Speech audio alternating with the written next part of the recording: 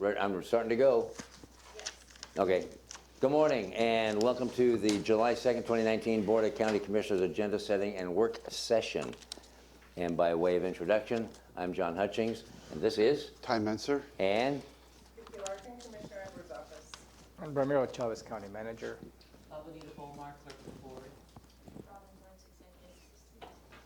is Commissioner Edwards, will he be in today? Do we know? As far as I know. Okay.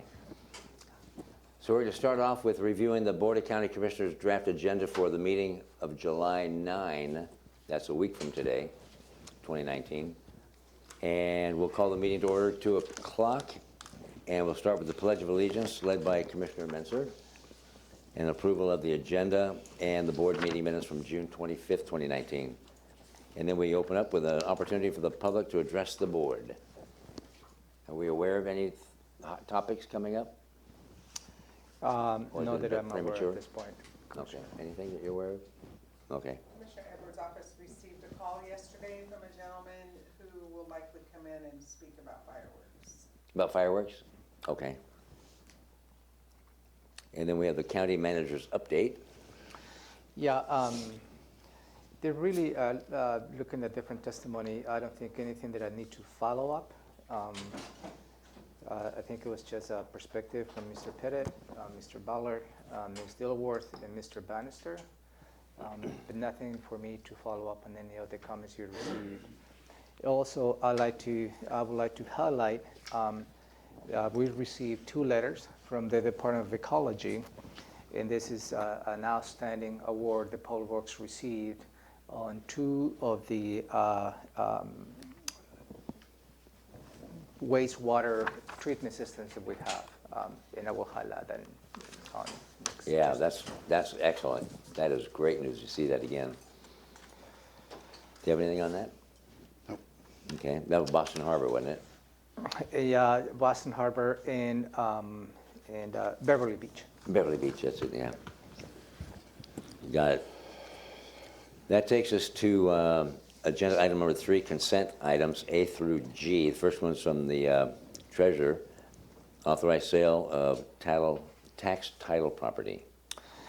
Yeah, as a matter of background for the viewing public, the county holds tax title property when those properties fall into a delinquent status by not paying the property taxes. As a result of that, the county takes no ownership but custody of those properties. And then we have to go through the process of trying to surplus those properties in a way of an open bidding. And last year, the commissioners entrusted this process to the county treasurer as to how he systematically can address all those tax title properties to make a point to bring it back into the tax rolls. And I think the county treasurer has been extremely effective on that approach. And the next 3 items, items 3A, B, and C, are related to the business strategy that he has in place. The first one is a property that has gone through a foreclosure, and they have received no bids. So he has entered into a private negotiation, and this is a 0.08 acres. And in front of you, you have a copy of that piece of property located in there. And the sale price is $1,000 plus fees will be a total of $1,212.50.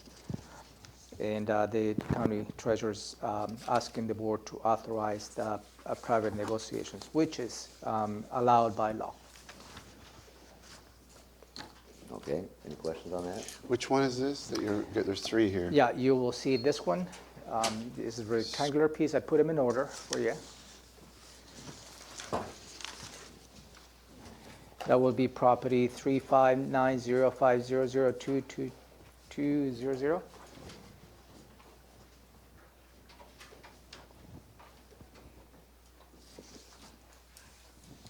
Okay. Where is this exactly? This is, you have the Look it up. crossroad, which is Bayview Drive, northeast of Bayview Drive.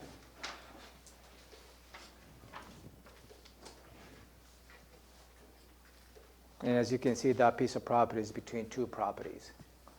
There's really no access to that. And 0.08 acres is unbuildable.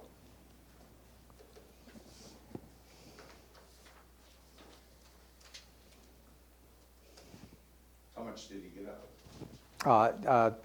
Is $1,000 sale price plus fees is $1,212.50. No, I'm just trying to find it. Hey, put your mic on there, bud. I'm sorry, Commissioner Edwards. Looks like it's over.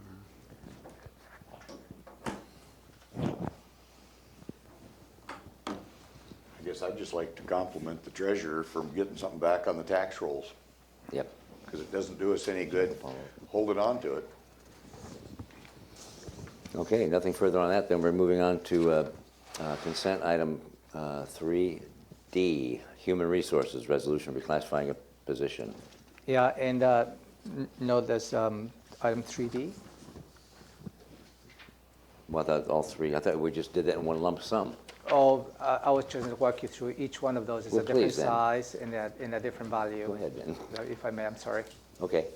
So the next property for Just consolidating. for your consideration is 0.07 acres, and that is located off of Center Street Southeast, and you have a copy of the map. Has a little bit of a odd rectangular shape, and that property is being sold for $1,000 plus fee is $1,211.50, and again, that's 0.07 acres.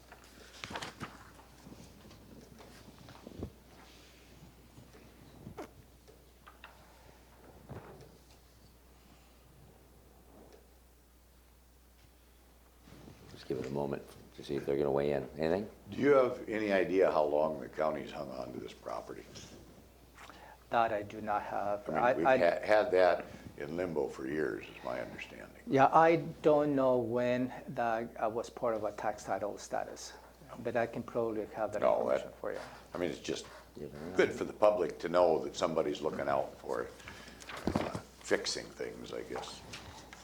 Item 3C, that is private negotiation with Mr. Russell Carpenter, and that is a property that has a nut shape for you also. And this property is 1.21 acres. And the sale price is $3,700 plus additional applicable fees for a total sale price of $3,912.50.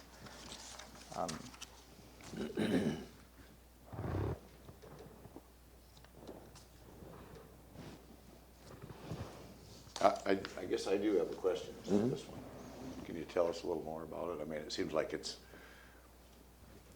square footage, it'd be worth, Square footage will be worth, but because of the odd shape and the applicable setbacks, it really doesn't leave any buildable lots. And they went through a bidding process. They received no bidders when the county treasurer went out for a bid. So, and that's really the first step the treasurer has to go. He cannot engage in any private negotiations if he doesn't make this property available to any citizen as part of the surplus process. I'm good. Okay. 3D, Human Resources reclassify. As a result of Maria becoming HR director, there has been a lot of shifts in the human resources. And at that point, each director goes through the process in determining what will be the best makeup of the positions that become vacant at that point. So this particular request is for your considerations to reclassify a human resources assistant to a senior office assistant, and that will result in a reduction of salary from $5,006 to $4,541, or just about $465 a month, a 10% reduction on the budget. Okay. 3E, CPED. This is follow-up on the board's direction related to the Stormwater Surface Advisory Board. And this is to move it was a shift between a committee member at large versus a district specific. In this particular action does that, meaning move Mrs. Phyllis Farrell from the appointment at large to a District 1. And last week, you made an appointment for an individual to become an at large. And I think that's probably the actions that reflects the board's direction. Any questions on that? None for me. Yeah, anything? Okay, that's good. Thank you, Romero. 3F, Human Resources. This is your weekly voucher list. F? Is that? Yep. 3F. 3F? Yeah. It's not the voucher list. 3F is the Human Resources Salary Commission. Elected officials. I probably have an old one, sorry. My apologies. My apologies. Yeah, Oh, this no is for your consideration, an appointment to the Salary Commission of Mr. John Christensen, and this is a District 3 representative.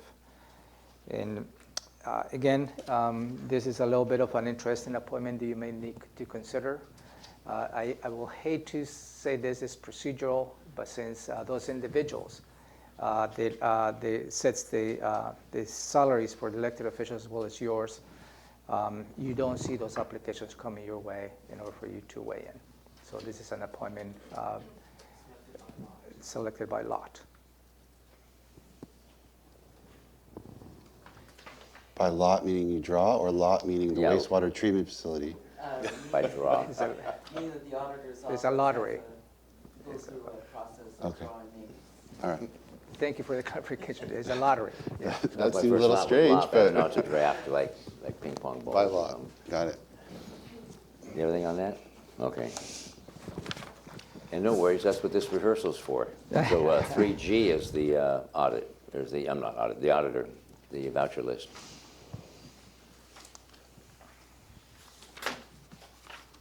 All right, so that takes us to department items. Agenda item number 4, Public Health and Social Services. Approval of the DSHS, Developmental Disability Administration County Program. You may recall at the last board meeting, you authorized the department to sign specific contracts for developmental disabilities, and that was many different organizations. This particular item is to receive the money from the state to fund those programs. This is a program that will go from July 1st, 2019 through June 30, 2020 for the amount of $5,415,134. As you may recall, this particular money will fund programs that will include high school transition, community information, and educational activities, provides training, employment, and community inclusion. And this is all related to individuals with developmental disabilities. Also includes high school transition services to provide opportunities for exploration of vocational interest, facilitating connections with adult services, and work towards job attachments upon graduation. And again, these particular items to accept the money to fund those programs. And Jennifer is here to answer any questions you may have. Any questions? The 10% is just in case more money comes Yep, in? that is it? correct, yeah. More money becomes available? All right, agenda item number 5, CPED. Sign a contract with Washington State Department of Corrections for payment of services. So later on your agenda, on your main agenda, you have item number 2, which is the Maple Lane development.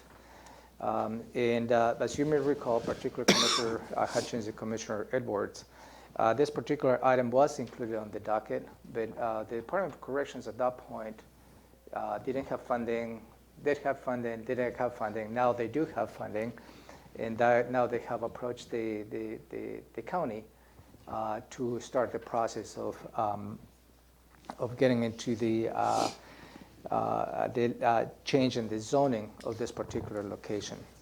So this particular contract is for us to accept money and to cover the costs we will incur as we process the request on changing from planned industrial park to,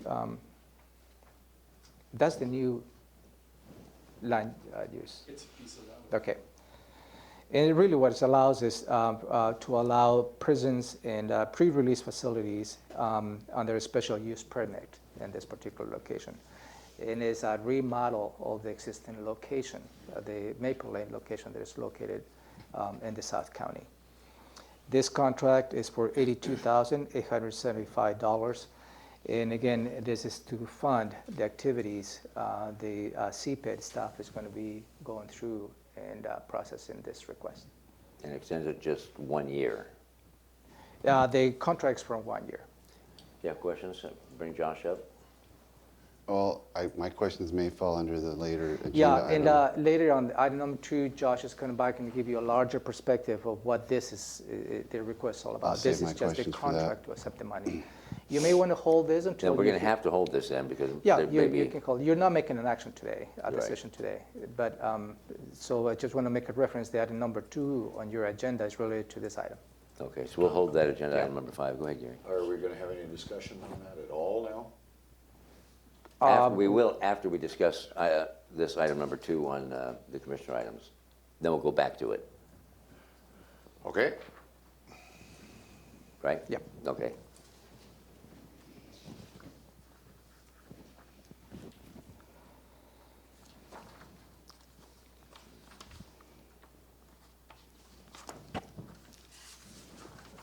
That takes us to agenda item number 6, Central Services. Authorize Central Services Director extend the term of on-call design. Go ahead, Yeah, Councilwoman. Commissioners, we have a series of consultants, what we call on-call consultants, which includes architectural firms and maybe some small professional services that will allow us to do small facilities projects. And the contract for the on-call is expiring in the upcoming months, and this request is just to extend those contracts to December 31st, 2021. There is no money associated with those contracts. It's just extension of the duration of the existing contracts.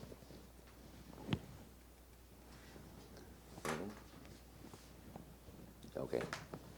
And again, before this expires, we most likely have to go before December 31st, 2021 through a request for proposals to refurbish all the on-call consultants at that point. All right.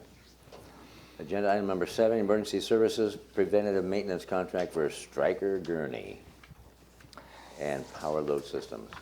Yeah, this proposal before you is to authorize the Director of Emergency Services to enter into a 5-year contract for professional maintenance and parts replacement with Stryker Power. And this is for the gurneys that we provide on all the Medic 1 units.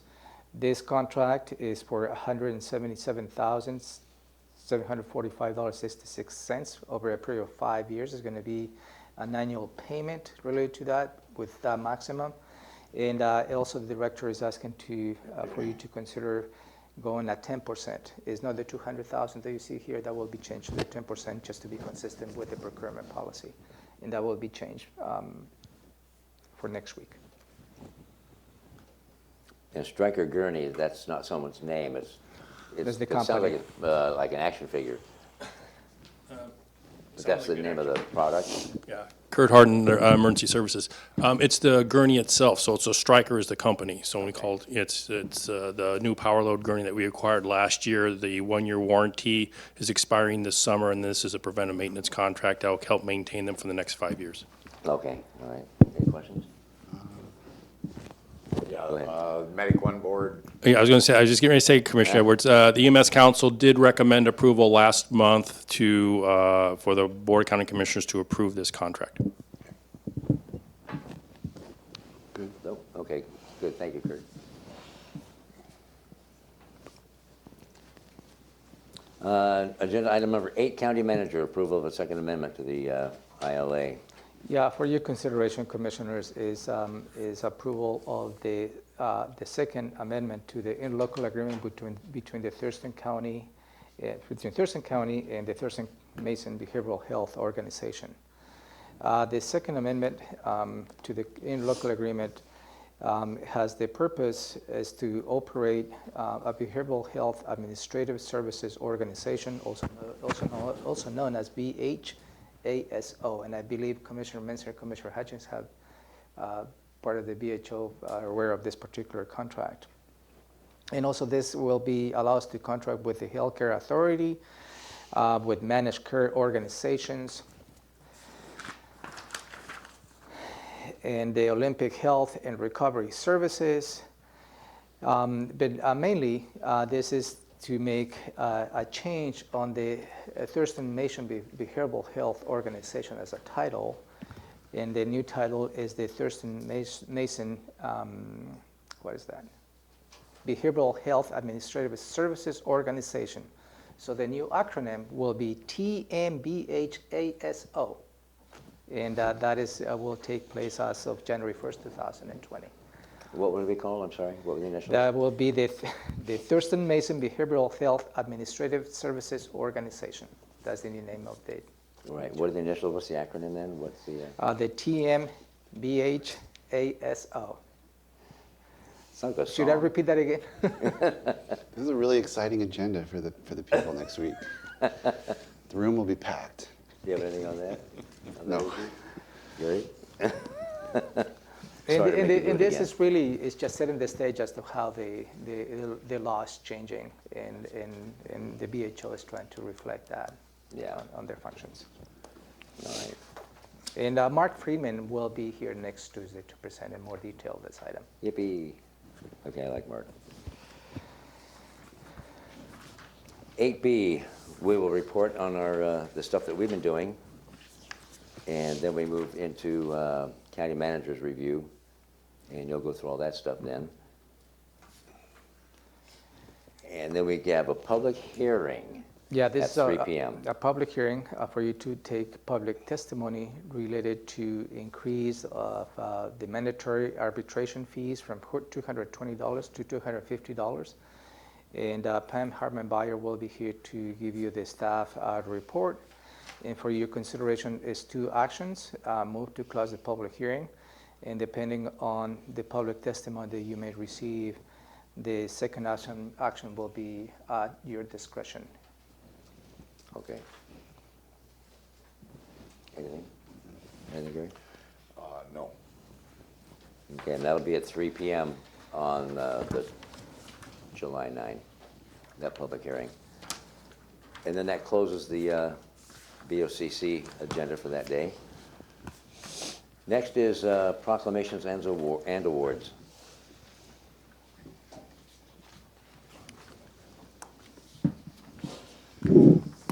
Good morning, La Bonita Good morning. Bomar.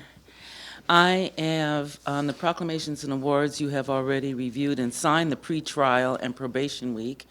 And Mary Ann Clear, Director of Pretrial Services, will be here to present her statement on this particular proclamation. National Farmers Week is in August, and I'll be working with the members of the farmers market to prepare and bring forward a proclamation for you to review. Along with the National Preparedness Month, Vivian Eason, as in previous years, will be preparing that proclamation. Well, I have a question about weight. Question? No. Do we have a Board of Health meeting next week?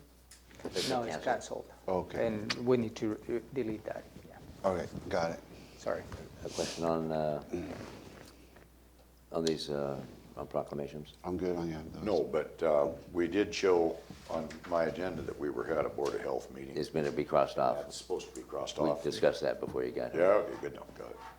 I have a question regarding National Farmers Market Week. Do we have our local farmers market folks coming in? Yes, they will be. Is that Ashley? It just says community outreach, but I don't know. Well, Ashley B is my new contact at the farmer's market. Okay. And she will be here, and as in past years, those other farmers markets within Thurston County, if we can get a representative from them, they will also be here. So have you reached out to the local farmers markets? Ashley has. Ashley has, okay, Yeah. so she's doing that, good. Thank you, that's all I have. I'm good. Okay, advisory boards and commissions.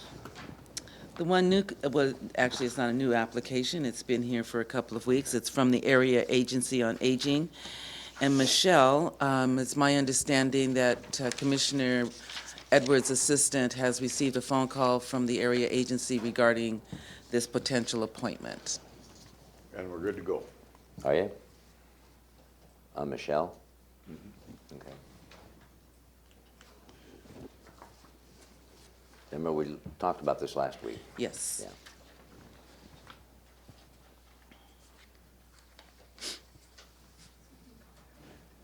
Are we putting, I'm never quite sure where we are on these, if it's just like, here's somebody new for you to check out, or if we're trying to make a decision to move forward, because I just hadn't necessarily looked at this before, so. I believe we're looking for approval of the board to put it on the agenda. Okay. For the 9th. Michelle's application has been here for a couple of weeks. Commissioner Edwards was contacted Area Agency on Aging to get any feedback that he could. It's my understanding that his assistant, Vicki Larkin, has spoken with a representative from Area Agency. That's true. You spoke to who? I spoke to the assistant from Area Agency on Aging, and she had a conversation with their director, and they're good to go with this application. They didn't have any red flags or any concerns. She's already attended a board meeting as a guest and just sat in, and they were fine with her. Okay. I'm good then. Very good. I'll put her Three on for the thumbs up. 9th. So we'll include that on the July 9th agenda, Commissioners. Thank you. That's all I have for boards and commissions and proclamations. All right, but we are still seeking someone for the Ag Advisory Board Yes, sir. and a BOE alternative, Board of Equalization alternative. Yes. An alternate. Boundary Alternate- Review Board is, Alternate, yeah. And zoning commission, Fair Board, just running down the list. Noxious Weed Board. District number 4 is that's the weed district. yes. Number 4. Yeah. And it's district specific, I believe. And we're looking for someone from district number 1, I believe. On noxious weeds. Is it noxious weeds? Noxious weeds is 5 different districts. They're not related to commissioners' districts. So they're not district specific. They are for the weed district, but not for the commissioner districts. Is a different, Okay, is a okay, got different it. They district. just made that intentional to make it confusing. It worked. I have a Got it. question on Historic Commission, 5 vacancies. How many board members are there? I'd have to double check. There are quite a few board members on that committee. Some of them have been on for 15, 20 plus years.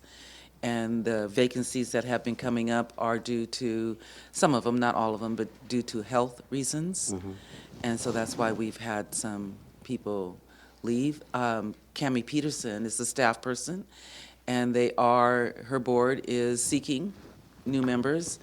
And some of the younger members that they have tried to incorporate into this board, some of them have had attendance issues, so they're seeking hard to get people to commit to the Historic Commission. It's I not- was just, I mean, if there's 9 people on the board and there's 5 vacant, I'll check and that's see only how 4. many And if members. there's 15 people, I mean, I guess that leaves 10. Right. But that would be a huge board. Yes. So I'm just curious, 5 vacancies sounds pretty significant Big. for its existential. Yes. Good So I use will of make that sure word. that you get a copy of the makeup of that board. Okay. All right. Any Commissioner. other question? Yes, yes, sir. Yeah, on the Noxious Weed Board, where is District 4? Well, Tim is. Timothy. Yeah, perfect timing. Tim Wilson, Water Resources Manager, Public Works. District 4 is, the best way to describe it is south central Thurston County. So it is from the south end of Tumwater through Tenino, Bucota, kind of the central south area. And it's been a position that's been vacant for a year and a half or so. I was wondering which one of us were gonna be looking. Well, two of Not us. you, it sounds like two of us. Not me. And I had two people that I thought that I've approached in the last year, thinking they'd be viable candidates, but they couldn't make the commit. And the nuance with that board is that per statute, 4 out of 5 of the board members need to be involved in agriculture of some sort. And that could be translated as having a horse or a hobby farm. Is it like the commitment, is it a once per month meeting type of situation? The board meets 10 times per year. They do not meet in May or December, I believe, but every other month. And it has to be, like you say, like a hobby farm or agriculture, but that includes farming and or ranching. Absolutely, aquaculture. It's pretty broad. Okay. Thank you. Thank you. PIO check-in.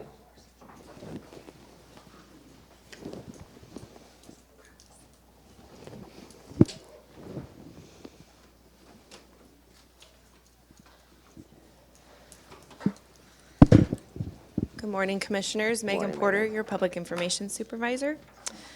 Just a couple quick updates for you. So I'm working on updating the FAQs for the courthouse project. Those are in final review with the 3 of you. Once I get final OKs, I'm going to get those posted up there. We've been getting quite a few questions, so once we get them posted, I'll just post something on social media that says, if you're interested, the FAQs have been updated. I would love to get those updated today, but if not until tomorrow, that's okay too. Can I ask a question on that, though? yes, Before we get too sir. far from that topic. If you're going to post it on social media, that they are elsewhere, so someone has to read on social media and then get out of that and go elsewhere to find it, can you post it on the social media? We could on Facebook. It would be a really long post, but we could. To save people clicking. But if it has too much effort, they won't go to it. Yeah. No, I can definitely do that. Okay. So go ahead, I'm sorry. And currently, right now, we've gotten 2 comments, one via email and one person called me that the calculator, for the property tax calculator, isn't working in 2 different browsers. It was working fine for me, so I'm not sure how to test it. So I've sent an email off to OpenGov, which is the vendor for where our FAQs are hosted. So I'm hoping to hear back from them soon to see if they can get that updated, because I know there's a lot of people who are going out there and using that tool.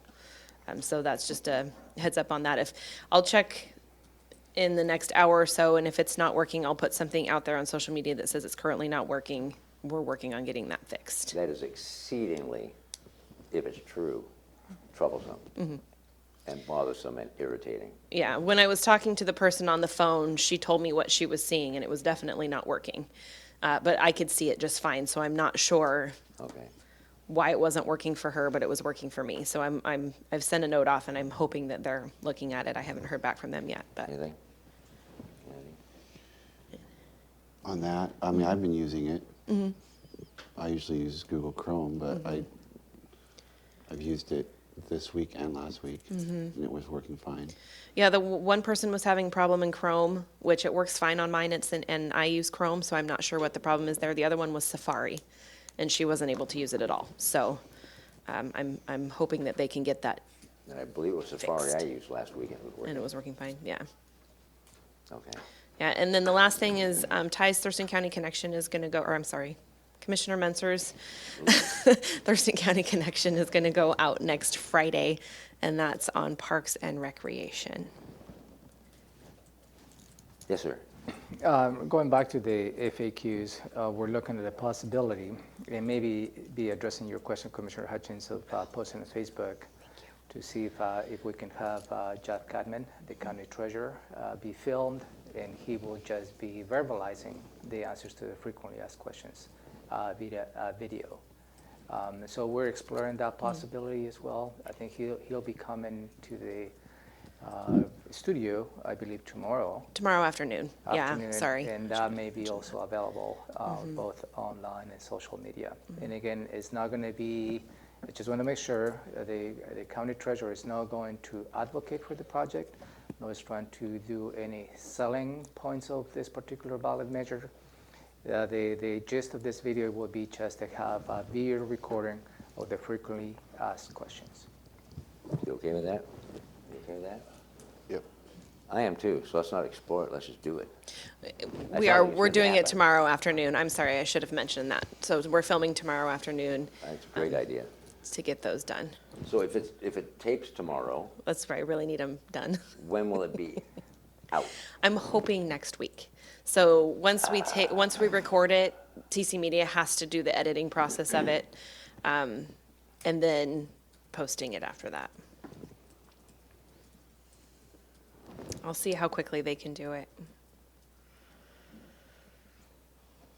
Government,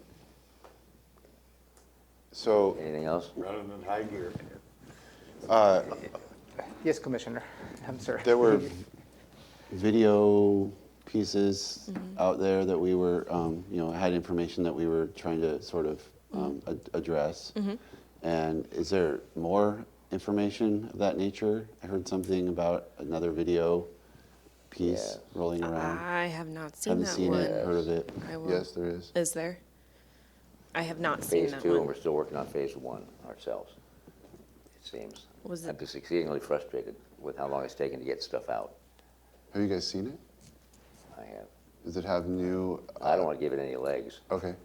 Well, I would say that if there's new information that's not addressed by that, we should know that probably before we roll out at least the FAQ. I mean, in case there's something Okay. that needs to be addressed. I don't know what's in it. okay, I'll look it up.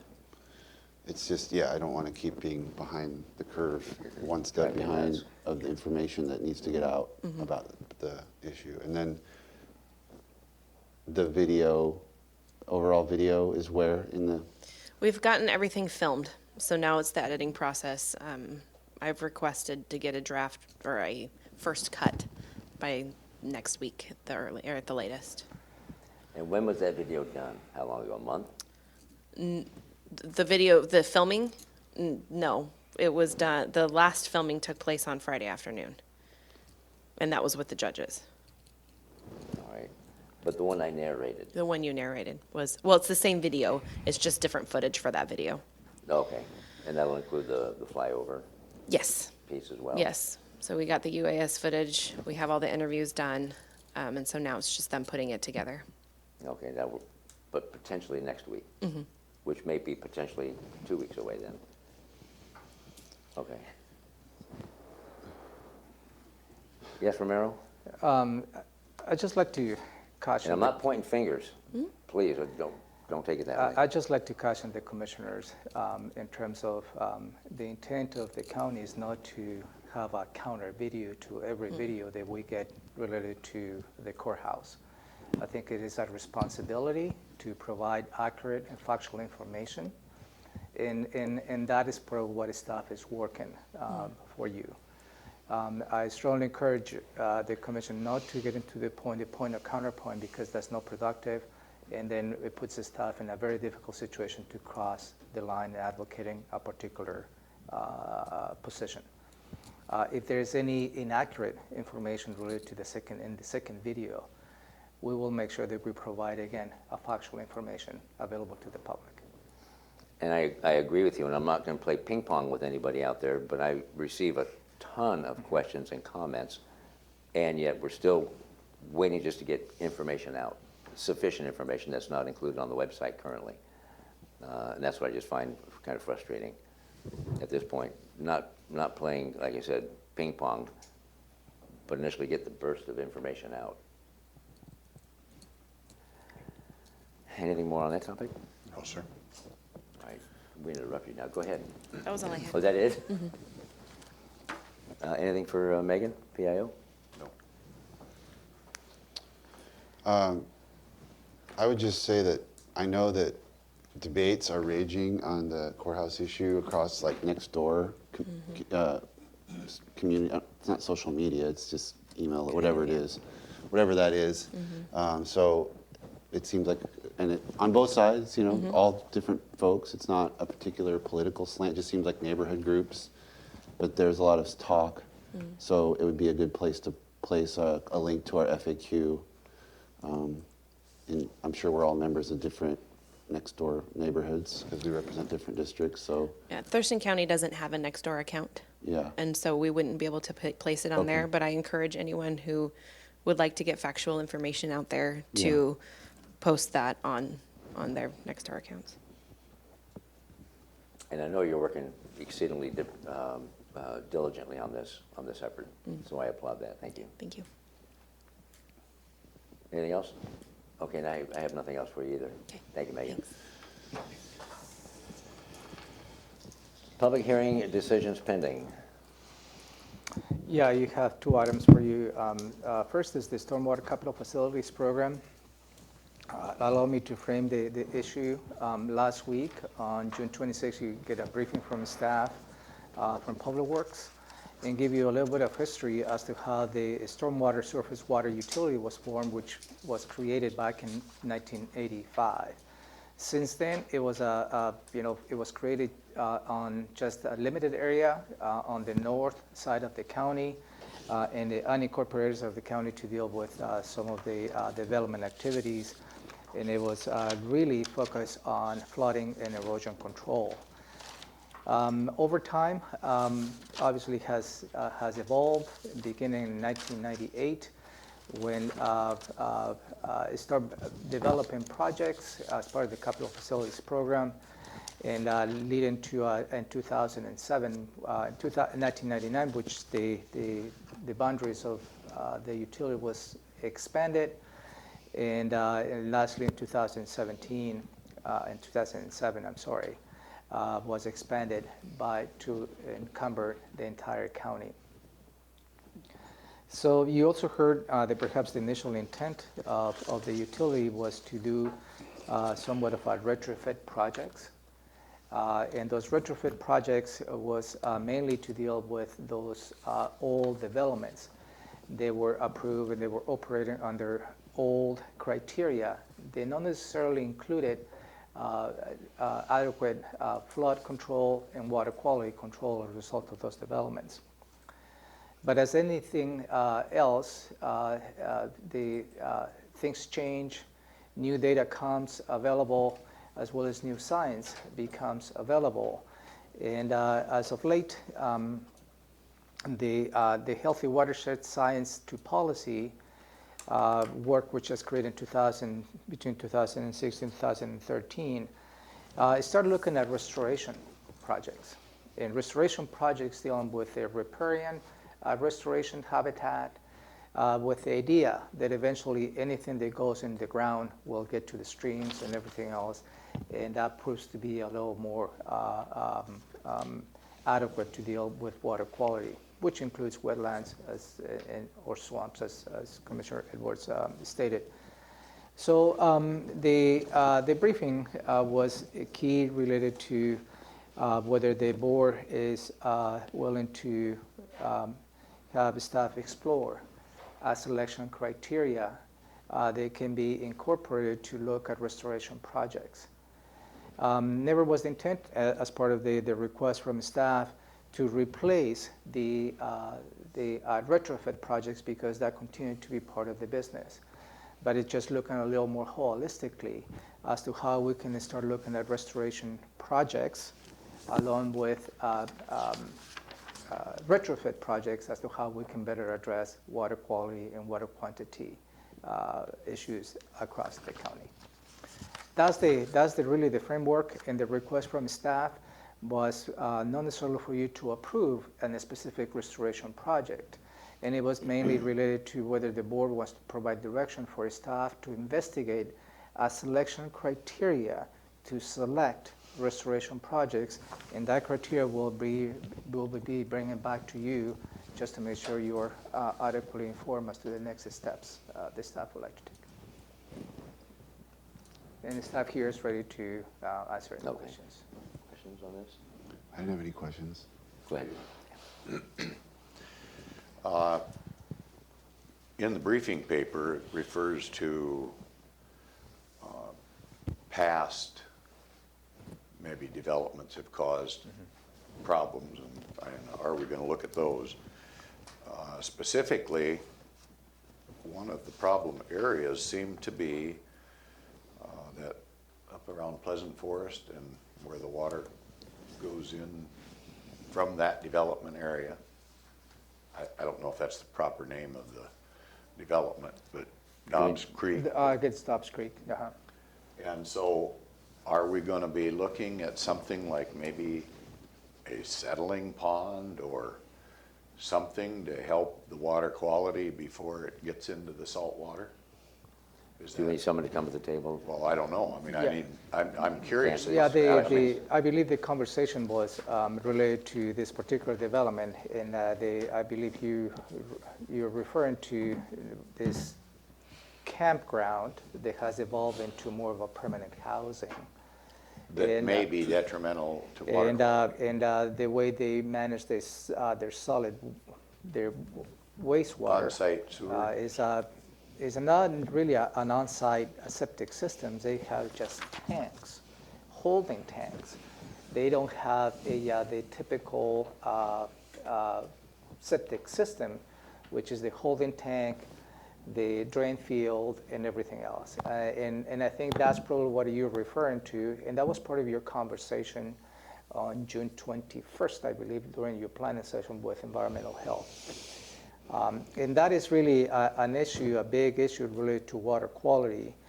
And how we're going to be able to blend what environmental health and water quality related to surface water, that is something the staff is going to be looking on this particular site with environmental health.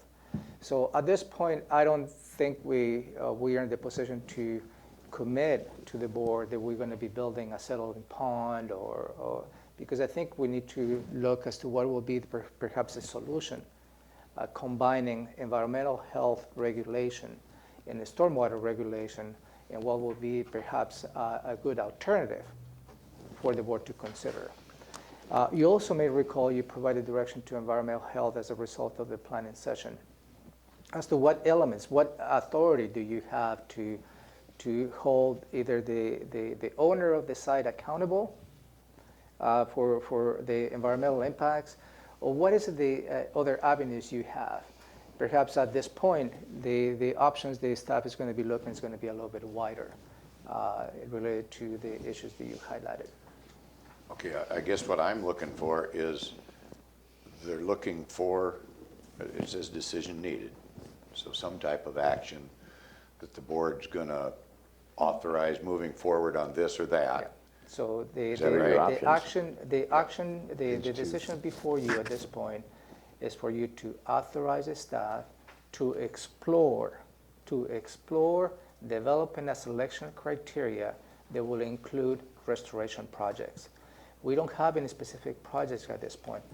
What asking the staff is for you to authorize exploring that criteria, the selection criteria. Develop guidelines and documents, and then we get a full briefing on that in the fall, this fall. Okay, and what impact would whatever we decide here, say today possibly, what impact would that have on either ratepayers, taxpayers, citizens that want to do things within the regulations that we have now on their property? Now, I know this has nothing to do with gophers, for example, but it's just an example of we do have, we oftentimes end up developing regulatory issues that later confound the ability of citizens to utilize their property, and that's where I'm wondering about. Are we coming up with more regulatory process that is going to take away property rights from citizens that want to do something with their property? That's all, I just want to see where we're going. Did you look at the options, though? Yes. That is a good point, Commissioner, good question, but there is not a proposed regulation as a result of your direction.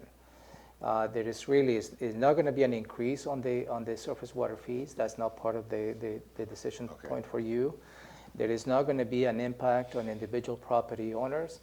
What staff is asking is just, and again, a direction to develop our criteria as to how we can better utilize the resources that we have to strategically put in the specific projects, both in restoration projects as well as retrofit projects. Okay, and I accept that, and it seems like we all agree that water quality is a big issue, but yet, for an example, Dobbs Creek, we're trying to clean that up. Are we getting anywhere closer to developing a proposal that might help us fix that water quality issue on Dobbs Creek? Does this benefit at all? It could benefit, So but it could, but if we maintain status quo, is that detrimental to Dobbs Creek? I will probably encourage the board not to get to that, because that particular Dobbs Creek, the issue that you're discussing is a very complex issue. That perhaps this is not going to be a silver bullet, this proposal, in order to solve that issue. Is perhaps a larger context. This is more of a policy level question for you, Right. whether you like to have a criteria that selects restoration projects as a whole or not. But that's what I'm saying, if the option number 2 is to do nothing, maintain status quo, that limits the water quality projects in rural areas. All we're asking, or they are asking staff, is allow them to develop guidance and policy documents to include restoration projects, and then come back to us and brief us in the fall. We're not authorizing them to go out and preparing taxation and that type of stuff. It's bring back guidance and policy decisions for us to look at. Well, let and me just examine. ask one other question then, maybe on, for an example, McAllister Springs sensitive area, I guess, is a particular designation that has more restrictions for the landowners than maybe the rest of the county. But when that was put in place, Olympia was getting water from that aquifer, I guess. Now that's changed. And apparently they've got new wells, and they're not getting water out of that aquifer that justified putting those more strict regulatory issues in place. Is that something you would also be looking at, maybe to ease up, because we've done some changes, or Olympia has, creating new wells. So I have a constituent out there that wanted to build some kind of a horse barn or something for a kid, and she got stymied all the way through, including paying fees, that she later got some of those fees back. So I'm just looking to protect the citizens out there from overreaching regulatory burden. That's exactly where I'm coming from on this whole thing. And I want clean water to be reasonably dealt with, and it doesn't look like we're reasonably dealing with the clean water problem coming out of Dobbs Creek. But in other areas, we've got unreasonable regulatory issues in place. So I'm looking to pull back on those if that's the way to do it, or move forward on them if that's the way to do it. And I'm wondering, is that what we're going to get out of this study, if you will? Robin, go ahead, and I'll get to Commissioner Menzer.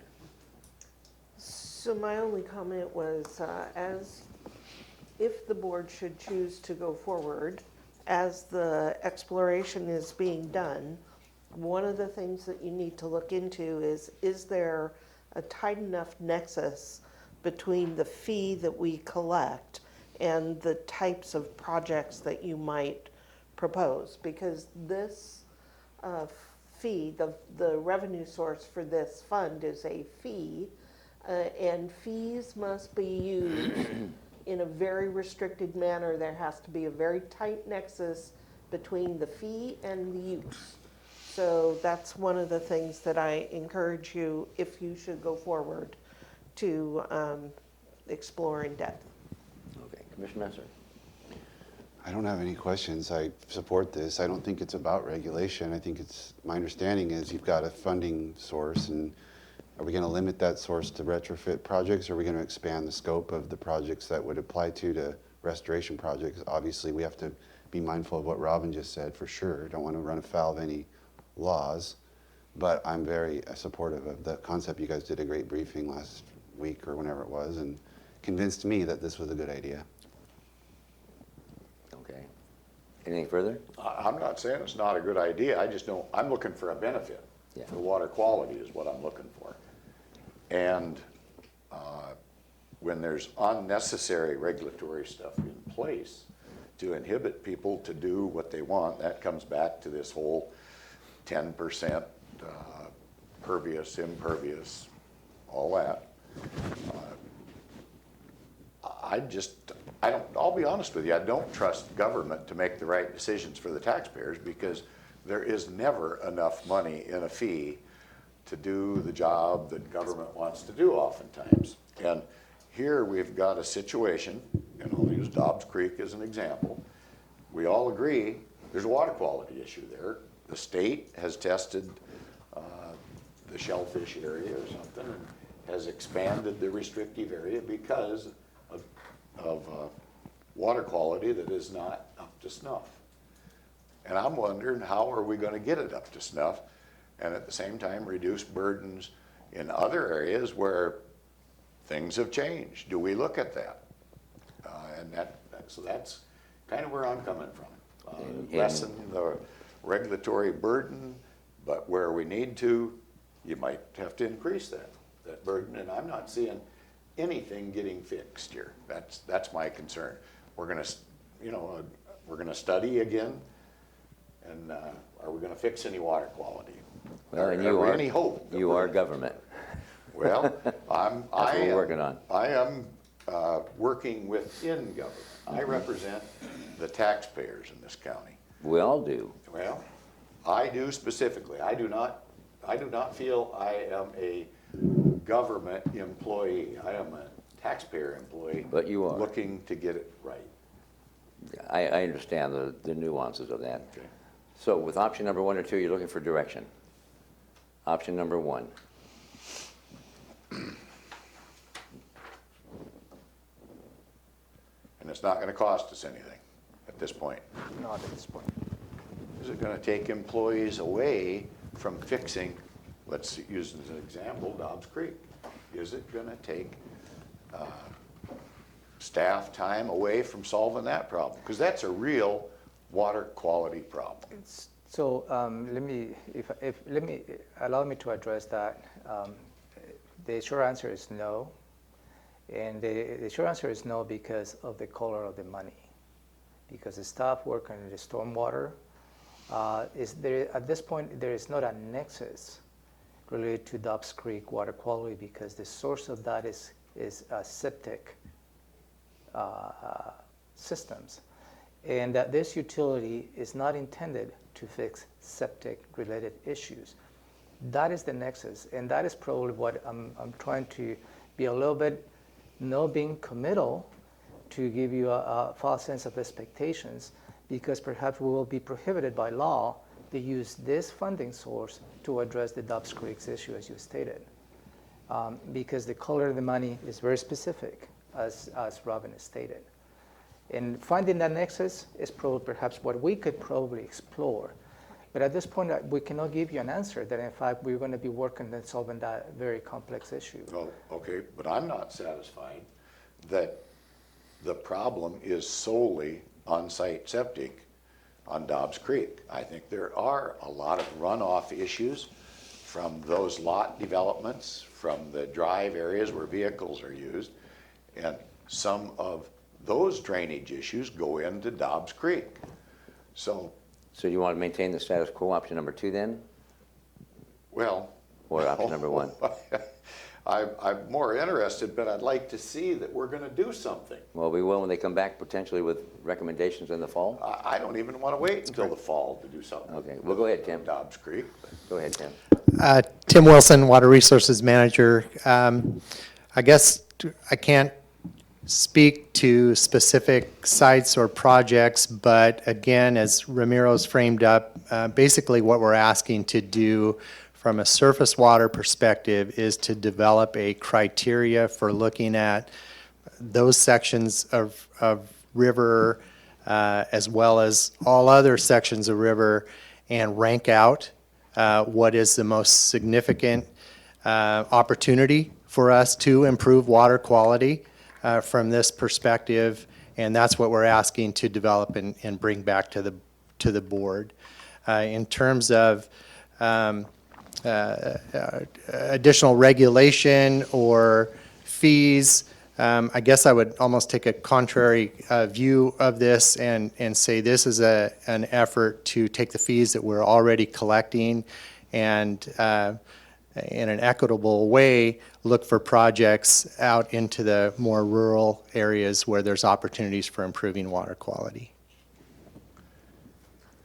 So one of the options, if you don't go down this path, one of the things that I think that we're planning on doing is a study of the storm and surface water fees to see that they are appropriately set, that we're only collecting enough in fees to do the projects that are required.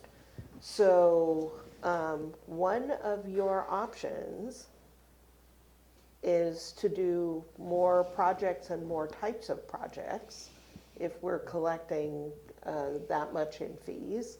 Another option would be to reduce the fees. So when the staff come to you and say, here's some options, that is one of the options on the table. If you're sitting on that much money, are we collecting too much in fees is one of the questions that you could ask yourselves. Okay, you said Well, that hang much. on. Oh, Did you I have someone no that- idea how much is in this fund. I don't know. I'm waiting to see the results of that fee study. But should be one of the things you ask for as you go forward. So, Did you have something so for- hang on. clarification, I don't think we're going through a fee study at this point. We're not doing a fee study. We had talked about a fee study. We are considering a fee study moving forward late 2019, 2020, but Right. we haven't moved forward with that at this But point. this action, the commissioners, is not tied to a fee. It doesn't say so. Restructured. Right. So that won't come back to us in the fall, the fee study? That's correct. Okay. It's a Did you have some question follow-up you should ask yourself. on that? Do you have a follow-up on that? I do. I know you do.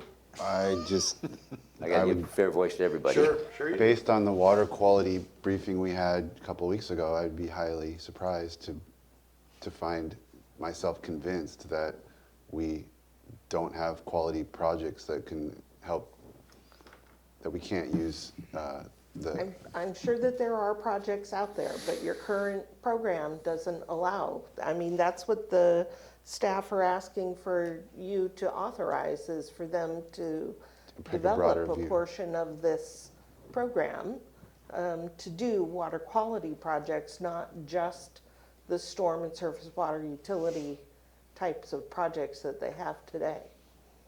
All right, well, I see what you're saying. I don't know the Right. status of that account, so I'm not going to speak any further. Right, Because I would but need, that should be part of your consideration. absolutely. Okay. Go ahead. That, I don't know, bothers me that we don't know how much is in that. I could look it up, I Yeah, just okay. don't know in this moment. It's not that we don't know. We Pat do know seems- how Pat much knows is in the something, money. sounds like. That's right. I know approximately. Okay. Right. Pat Allen, Public Works Water Resources Technical Services Manager.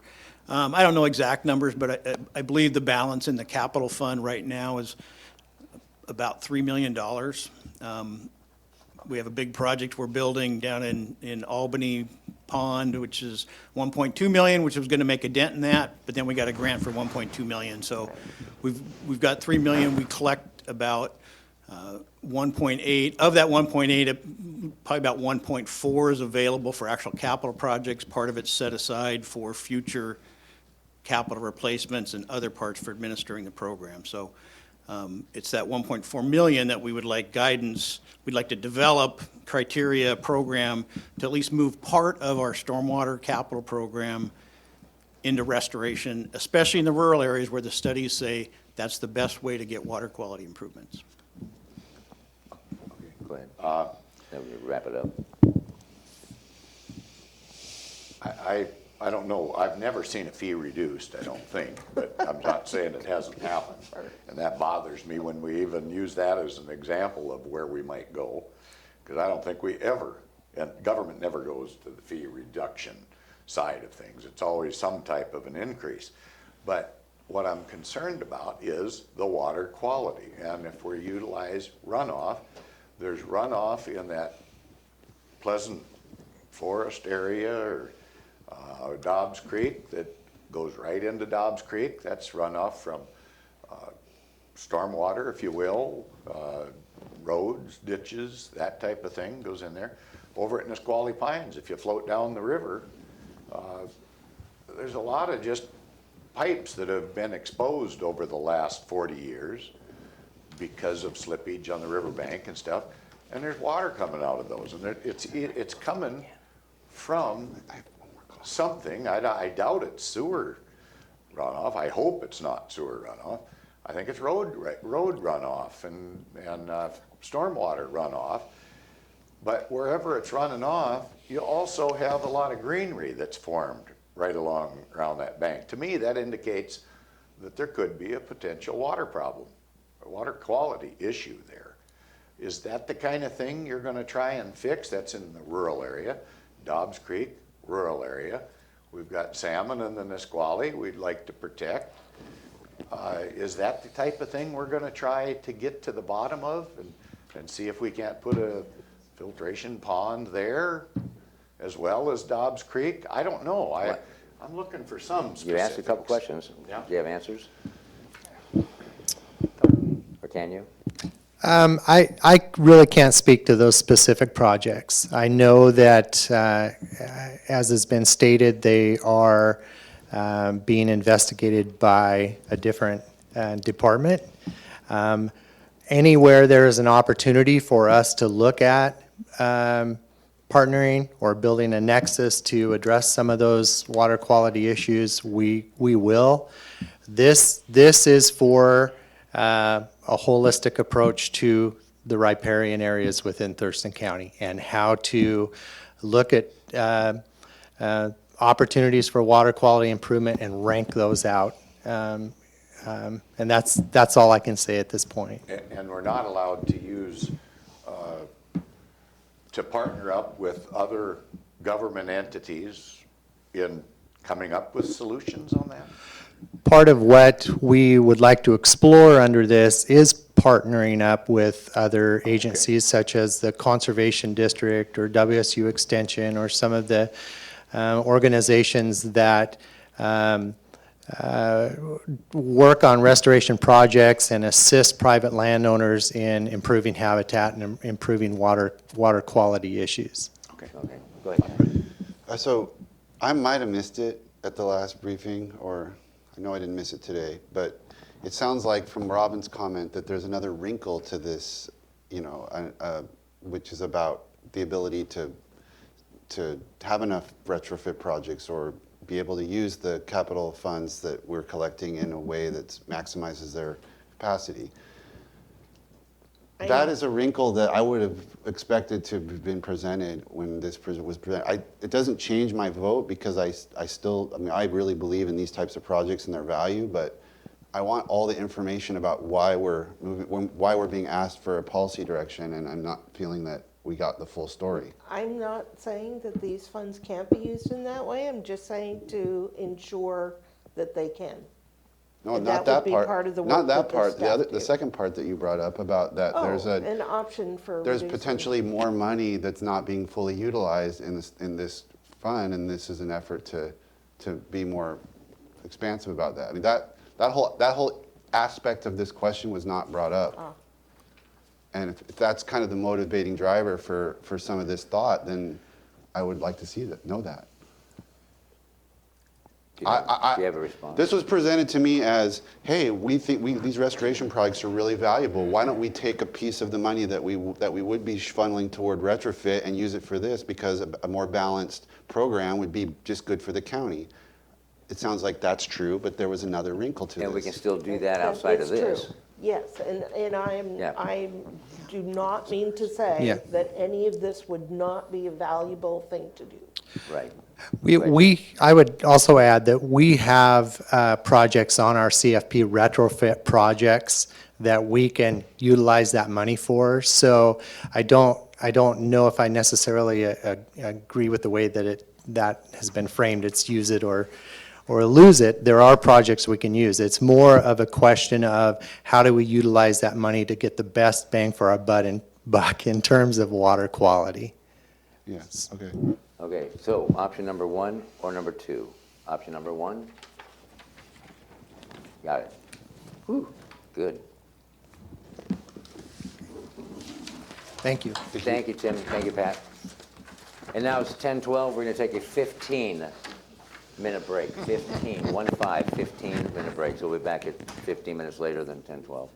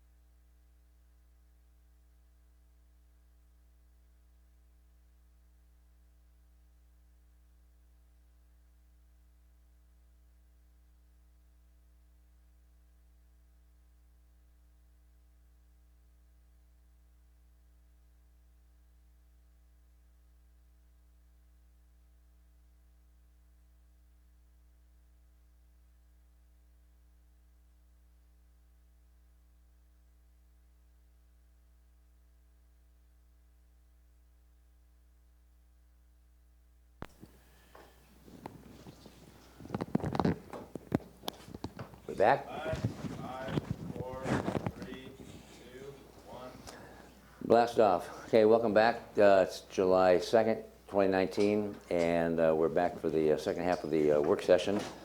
And the next thing on the topic is the Old Brewery Foundation. Yeah, Commissioners, last week on June 26, you received a briefing related to, from the Old Brew House Foundation. And I believe the gist of the conversation was an ask for, on two things, for the county to take the lead on funding and conducting a feasibility study. They will address two components, I believe. One, to see if there's the vision they have in terms of remodeling the courthouse and providing some rail connection to the port. Wait a minute, you said remodel the courthouse? The courthouse in my mind. Oh, wow. Is the Old Brew House? I missed it. Yeah, the Old Brew The House. brewery. Just want to make sure we're on the same topic here. Thank you. The remodel on the Old Brew House and provide some, I believe, a light rail connection to the port and the rest of downtown. That was probably the first aspect of the feasibility study, and also the feasibility study, as I understood, was also looking at the possibility to develop this district. A district in which they will probably, the voters will fund this particular project. I think those are the two elements. They provided to you an option of, in terms of the cost. It was $100,000. That was their perspective. And also provided to you an option as to where you can fund this. And I believe it was the historic, I'm going to butcher the name of the fund, Historic Preservation Fund. And at that point, I don't know what the ending fund balance of that will be or not. And during the conversation, you also, including myself, asked questions to the group as to where the cities of Tumwater, because Tumwater owns, it's interesting, the ownership. Half of the Old Brew House is owned by the city of Tumwater, and the other half is owned by a private party. You asked the question, where the city of Tumwater is on this. I believe the foundation members provide to you, they have approached the city of Tumwater with a very lukewarm reception. You also asked the question where the city of Olympia stands on this, since the majority perhaps of the proposed improvements will be within the city of Olympia. And I believe the response was they have approached a couple of individual council members, but as far as I understand and know, they have not provided this proposal directly to the city of Olympia as a council for them to consider. I believe that is just the framework that I have for you related to this particular briefing. I had a third piece. I asked about the other co-owner of the building, and they said they don't have a willing seller as well, which is a third troublesome detail, really. Go ahead, Gary. Well, I guess, I think we're just going to be talking about this Yes. today. We're not headed towards authorizing any funding or anything No. like that at this point, right? I have a suggestion after you, okay. if you let So- me, after you have. I have the same concern. That's one of the concerns that I have. But I'm very interested in looking into this type of a proposal. But I think we have to have a buy-in from all the players involved, or we might just be wasting the taxpayers' money. And that's what I'm concerned about. And so in your role as county manager, and you interact with the city managers, have you had discussions with these individuals that are affected cities, so Olympia and Tumwater?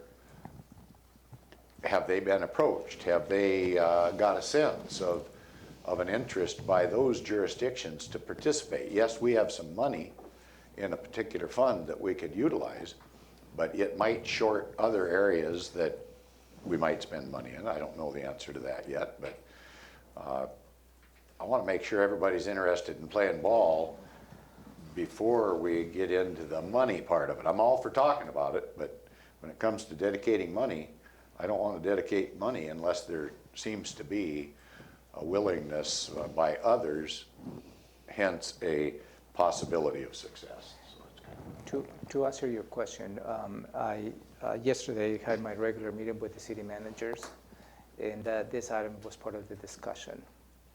And from the city administrator from Tumwater is just about the same as you've heard. There is not much interest perhaps at this point because they do have other plans, a master plan, not just with the old brew house, but the overall brewery as they have it. So really is they're working, as I understood, more in the master plan, larger context. The City of Olympia, formally, I believe they have not heard this proposal. I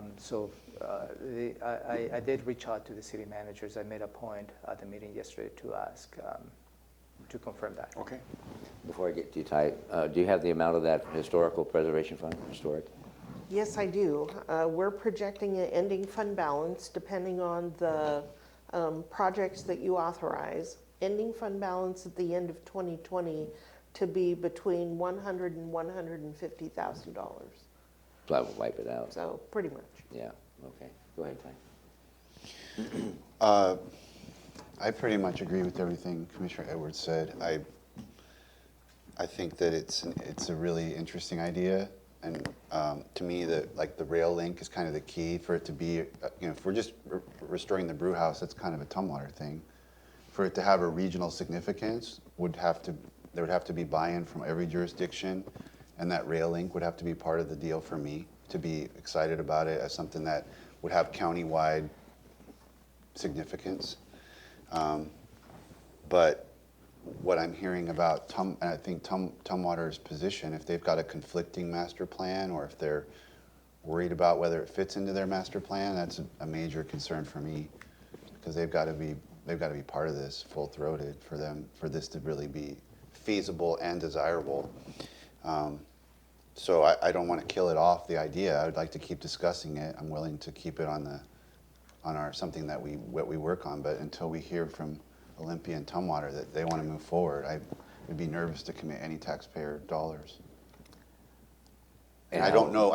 My other question is, I don't understand the historic preservation fund. Like, what if we spend it all on this? What is it usually spent on, and what would we be foregoing by if we were to do what these folks asked? So we generally do a grant round of funding where community organizations have an opportunity to apply for grants that would fund their projects. The grants are generally around $5,000, and the board has been, there had been a substantially higher fund balance, so we've been trying to spend that down. But the Lacey Museum in the city of Lacey, the Gate Community Club roof repair on the schoolhouse, the Historic Society did repairs to Bigelow House Museum, the Olympia Tumwater Foundation received funding for, not quite sure, I think it was a historic research. We've paid for the historic journal each year. There was historic signage installed at Deschutes Falls Park. Those are just some of the things that this fund is used for. And these small groups come in and say, hey, we need money to preserve some piece of history in our county. Do we have a limit? There is a limit. We've been going out with 30,000. We usually don't award more than $5,000, but the board has the authority to go higher should they so choose. We had been awarding roughly 35 to 40,000 in projects. For the next 2 years, the board had decided to raise that amount to 75,000, just because we had money sitting in this fund. And if you should choose to divert a portion of that to this project, that would be your prerogative, or to go above the award amount, or to not run the award program at all. You've got many options. Where does the money come Here. from originally? It is a recording fee. It's $1 on every document that's recorded with the auditor. So for an example, 2 years ago, Tenino wanted to work on their historic quarry house. The roof leaks and the leakage was hitting the sandstone steps and deteriorating the steps. And that is where they have most of their community meetings and the senior lunches and service club meetings there. And so the mayor, they were putting in a request for $5,000, and he said if they were awarded $5,000, the city would kick in, they'd match it to at least get the steps repaired. I said, well, how much is it going to cost to fix the roof? So we authorized $10,000 from the Historic Preservation Fund, and then he came up with $10,000, so they took care of the roof and the steps for that historic building. So we have gone outside the 5,000 limit, just real quick. But I also agree with this project. I think it's very romantic. But what's very troublesome is, especially when the old brew house or brewery foundation said Tumwater, I think they're being polite when they said was lukewarm, and the seller of the building is not a willing seller, and they haven't formally approached Olympia, and but hitting a couple council folks hit and miss. But then I don't remember what they said about the rail line or BNSF or who owns that rail line, whether it was where they were on those discussions, but it didn't sound like it was like gung-ho where they being the rail folks said, yeah, let's go for it, it's a great project, let's do it. So for those reasons, which is a big uphill battle, that I think is fraught with peril at this point, especially with Tumwater's reticence to engage. Go ahead, Gary. I guess just for the viewing public, I'd like to have them know that what we're talking about here is a restricted fund, and that's all this type of activity is all that money can be spent on. So it could keep accumulating, but we can't spend it on anything else. So I have to say I agree with my seatmates that as much as I feel that the group is headed in the right direction and I want to do something, but there's really no point in putting some money out at this point if we don't have other committed participants, I guess. Well, we just saved $100,000 by saying it's not feasible at this point. Well, at this point. That was yeah. the feasibility study right here. Yeah. Don't have anybody wanting to engage. I'd also like to clarify when it comes to the money that this fund collects roughly $60,000 a year. 60. 60. Yeah, 1,000, okay. 60. The other suggested fund was the Tourism Promotion Area Fund. As Shauna pointed out, that also is a restricted fund. The county does not control that fund. It is by interlocal agreement passed through to the Visitor and Convention Bureau, and that group would need to vote on whether or not to use any of that money toward this project.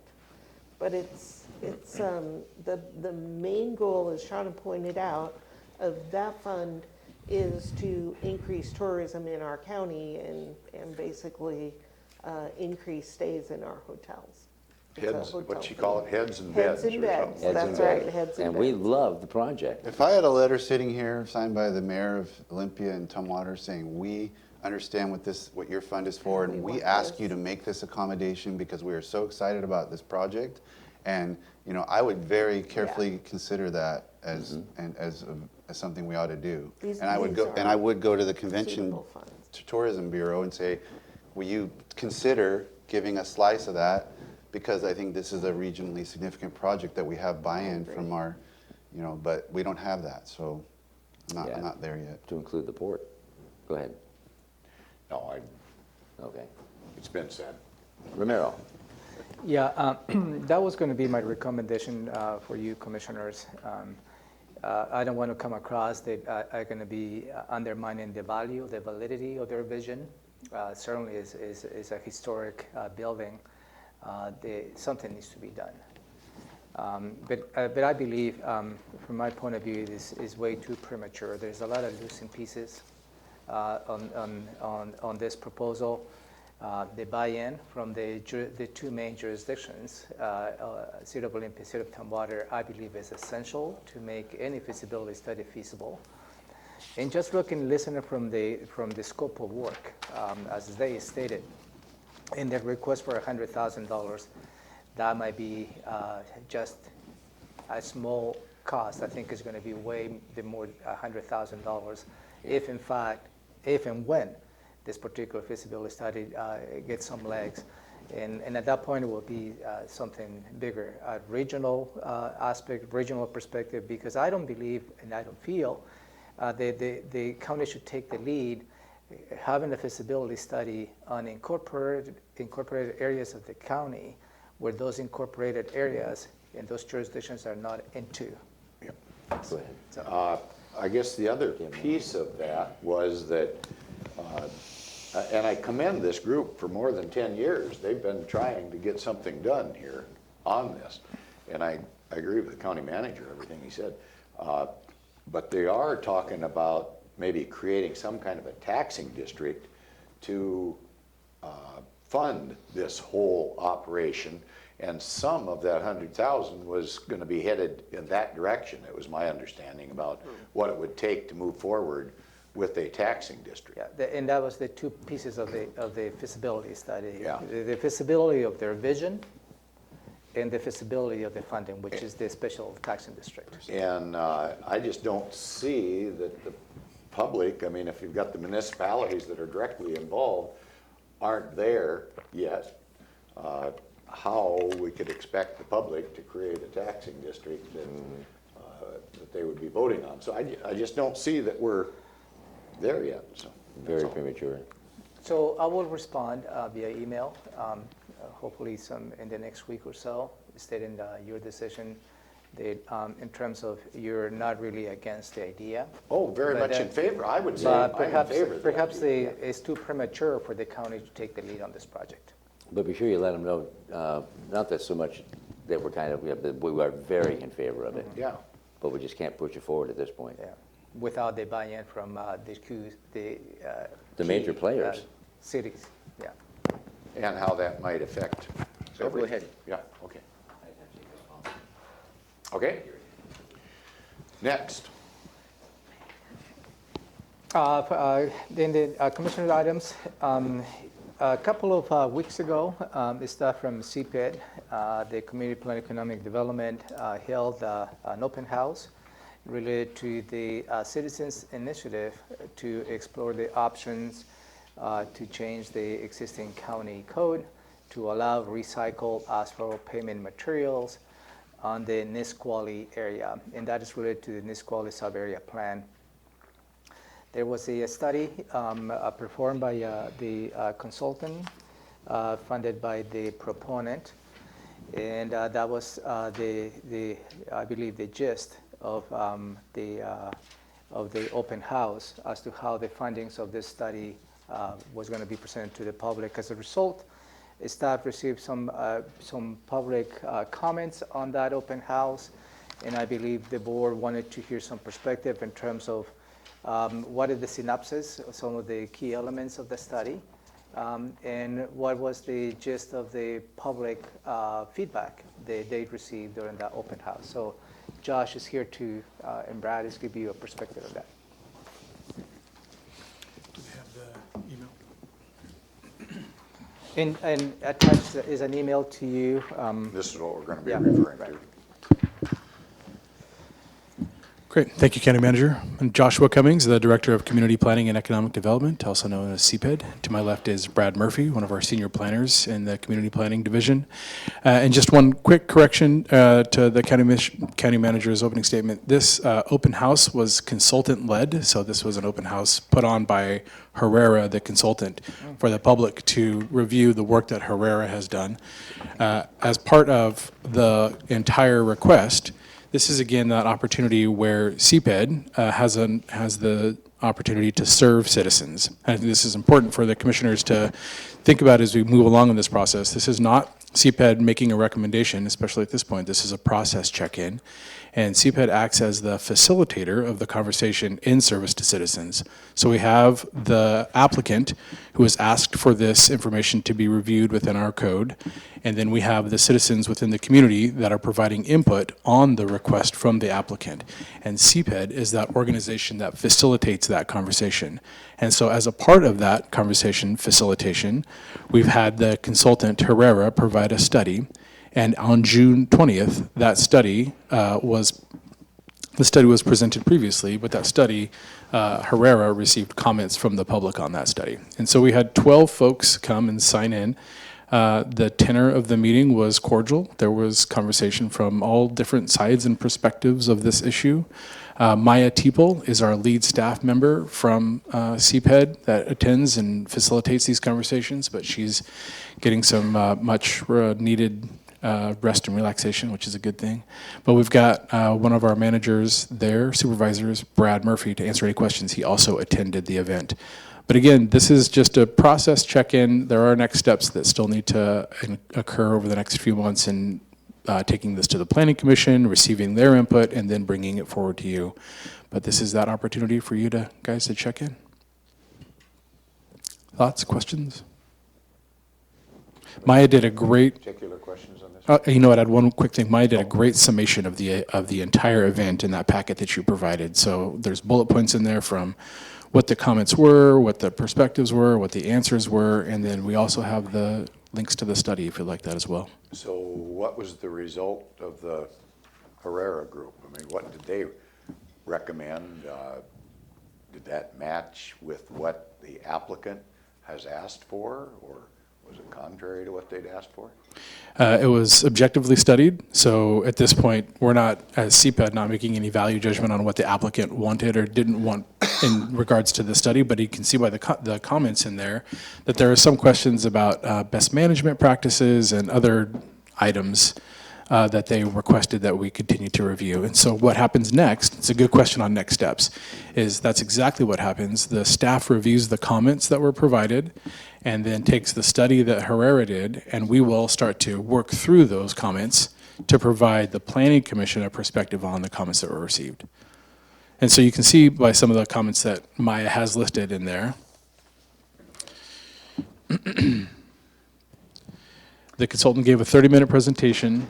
The report summarizes direct testing, and then you can see that it goes through all of the things that the consultant provided. And then the second bullet point is the citizens asked questions, and then there's bullet points on those questions. I think the county manager has something to add. Commissioner Hutchins had to go to attend an urgent personnel matter. Okay. What is the, I read this study a month or so ago when it first dropped, and so I'm forgetting. There's references in here to phase 2. A phase 2 should be conducted. Will the county consider a phase 2? Do you know what that's referring to? I'm going to pass the mic over to Brad Murphy. Good morning, Commissioners. Phase 2 is taking a look at the information in the report, but then also taking a look at best management practices that may be used as possible mitigation for some of the potential impacts. So it's further review of the information. And is that something that we're planning to do, or that we have to do, or that It is something that, yes, we might do? we're planning to do. Okay. Yes, So this is just, there'll be a further follow-up.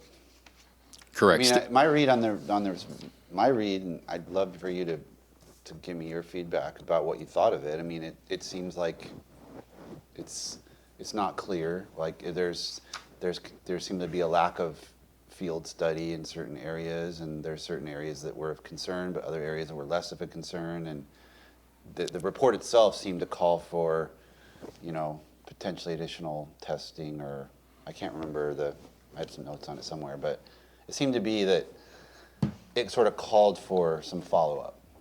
Was that your read on what this net result of the Right, study was?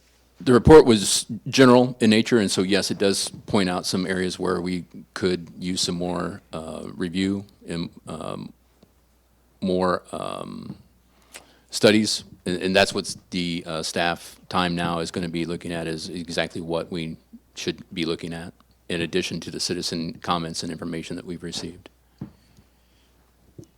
But in terms of what we were requested to present today was very narrow in scope at about the June 20th open house from the consultant and the comments that were received. And like I said, we had received 12 people signed in, but then we had 42 other comments that were provided to the consultant as well.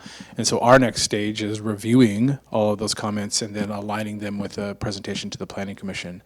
But as of the June 20th meeting, I guess maybe to your question, Commissioner Edwards, there wasn't any major surprises for the applicant or the citizens. It was information that we'd already kind of explored, so no big surprises. If that's helpful. What I'd say as we move forward, just be aware of a past misstep by Thurston County on the Maytown situation that ended up in a Supreme Court ruling against the county, 9-0, and ended up, I think it ended up around $16 million loss in total. Now, we had insurance for that, but still, I just want to make sure we do things right. So the county manager has something, I think, to add to it. The study, and this is just my brief read of the study, is general in nature, because they look at I'm going to call it 30,000-foot level of allowing the activities to occur in this area. And you said, you know, and I think the report leads to something else that needs to be done.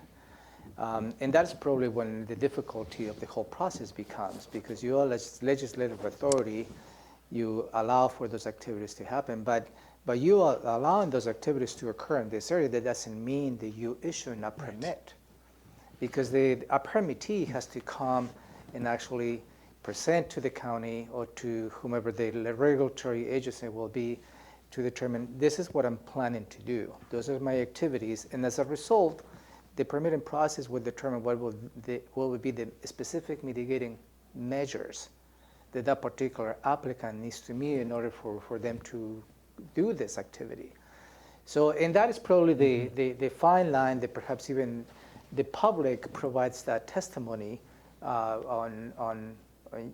before the Planning Commission, even though the open houses, is one thing is you deal with the policy level, the allowance, but that doesn't mean, again, that by default you give the permit to anybody a free range, because the permittee, again, an applicant, needs to meet specific requirements based on their specific requests. And that is probably where we are at this point, is on getting through that process, you know, before it gets to you as a potential action as a legislative body. Sure.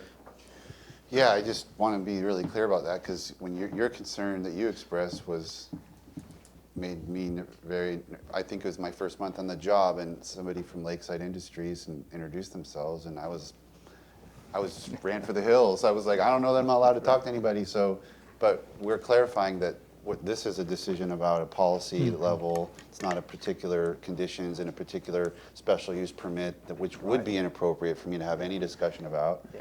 But at this level, we're talking about setting policy for this sub area, which is a different type of function, different hat that we wear. The vision. Absolutely, and that is a clear extension. Yeah. Okay, so it sounds like more to come. More to come. Yep. This In is the a good email, so relatively thank you. near future, I guess, huh? This is what I wanted to see, because I meant to go, but it's not that I meant to go. I couldn't go because I had a conflicting obligation. So I just really wanted to hear what the citizens had to say. So this is a good summary for me. Thank you. And this is acknowledged that this is part of the crossing the T's and dotting the I's. This is that process that keeps all of the things that we're doing on the complete transparency, accountability, and consistency that CPED likes to follow in the county. Thank you. Thank you. But don't go away, I think there's more stuff coming up. Yeah, the, Okay, Maple Lane Development, update on comp plan, I guess? yeah, What's in the deal? this, you have on your July 9th agenda, again, an item where you may consider authorizing the Director CPED to sign a contract with the Department of Corrections to receive some money to help in the development of their request. And this is, has a little bit of a history. And again, the Department of Corrections have come somewhat hot and cold and as to what they'd like to do in terms of developing the existing Maple Lane located in the South County. And the reason I believe is because they have gone hot and cold. My words is because of the funding. The state has put some funding to a feasibility study, and then it was a request to start getting into the process of funding the county to change the special use permit or some of the dynamics related to that permit. This was discussed with the board as part of the preliminary docket back in 2018, I believe, and even prior to that. And even during the conversations, the board obviously saw a value to include this, but at that point, really, the Department of Corrections of the state didn't have the money to continue on with the process. Fast forward to this, the legislation approved some funding for the next steps for the Department of Corrections to continue with this process at Maple Lane. And early 2 months ago, I believe a month and a half ago, we received an email saying, hey, we're ready, we need to approach the commissioners, we're ready to move on, and this is the state. So I asked the staff to meet with them to put into the context as to where they are right now. And the result of those conversations is the proposed item for you next week to accept, sign that contract. And also staff is here to give you a little more broad perspective as to what is it they're planning to do on the Maple Lane site. Thank you. And the county manager's synopsis is right on. In terms of the stop and start, directly related to the funding from the legislature, and then also in terms of what the Department of Corrections was considering for the site. And one of the things that occurred to us when the Board of County Commissioners received the email from an assistant secretary at Department of Corrections was that we at CPED needed to work to reach out to them directly at a leadership level to better understand what their needs and concerns were, and B, what the process was. There's so many different strings and there's so much history to this that we needed to take a reset button. And so on June 5th, we brought myself, the Assistant Secretary, and members of our staffs together to go through the history, but more importantly, what's the outcome and what's the process to get there. And so it's really important, what we learned from that meeting was to break it down into 3 main sections. And you can see, do they have this email as well? Yep. Okay. You can see that in this email, it talks about those 3 areas. The first one is the completion of agreements. So now that Department of Corrections has the funding approved by the legislature and they have a concept of what they'd like the site to look like, we needed to finalize the agreements. And those agreements are A, the contract to receive the money, which is $82,000, and B, the SEPA, the State Environmental Protection Act, Memorandum of Understanding. The first one, you can see 1A, requires board approval. So that's really what we're driving towards in terms of the decision for the July 9th meeting. And that's just to kind of outline the steps. Again, this is similar to the previous conversation that we had where CPED is the facilitator of the conversation. We're not making the determination, but we are being reimbursed that $82,000 for the work in doing the public process, serving the applicant, which is Department of Commerce, also serving the citizens of Thurston County by receiving their perspectives on the applicant's request. And so that's what CPED does. We bring the citizens together to move the process forward.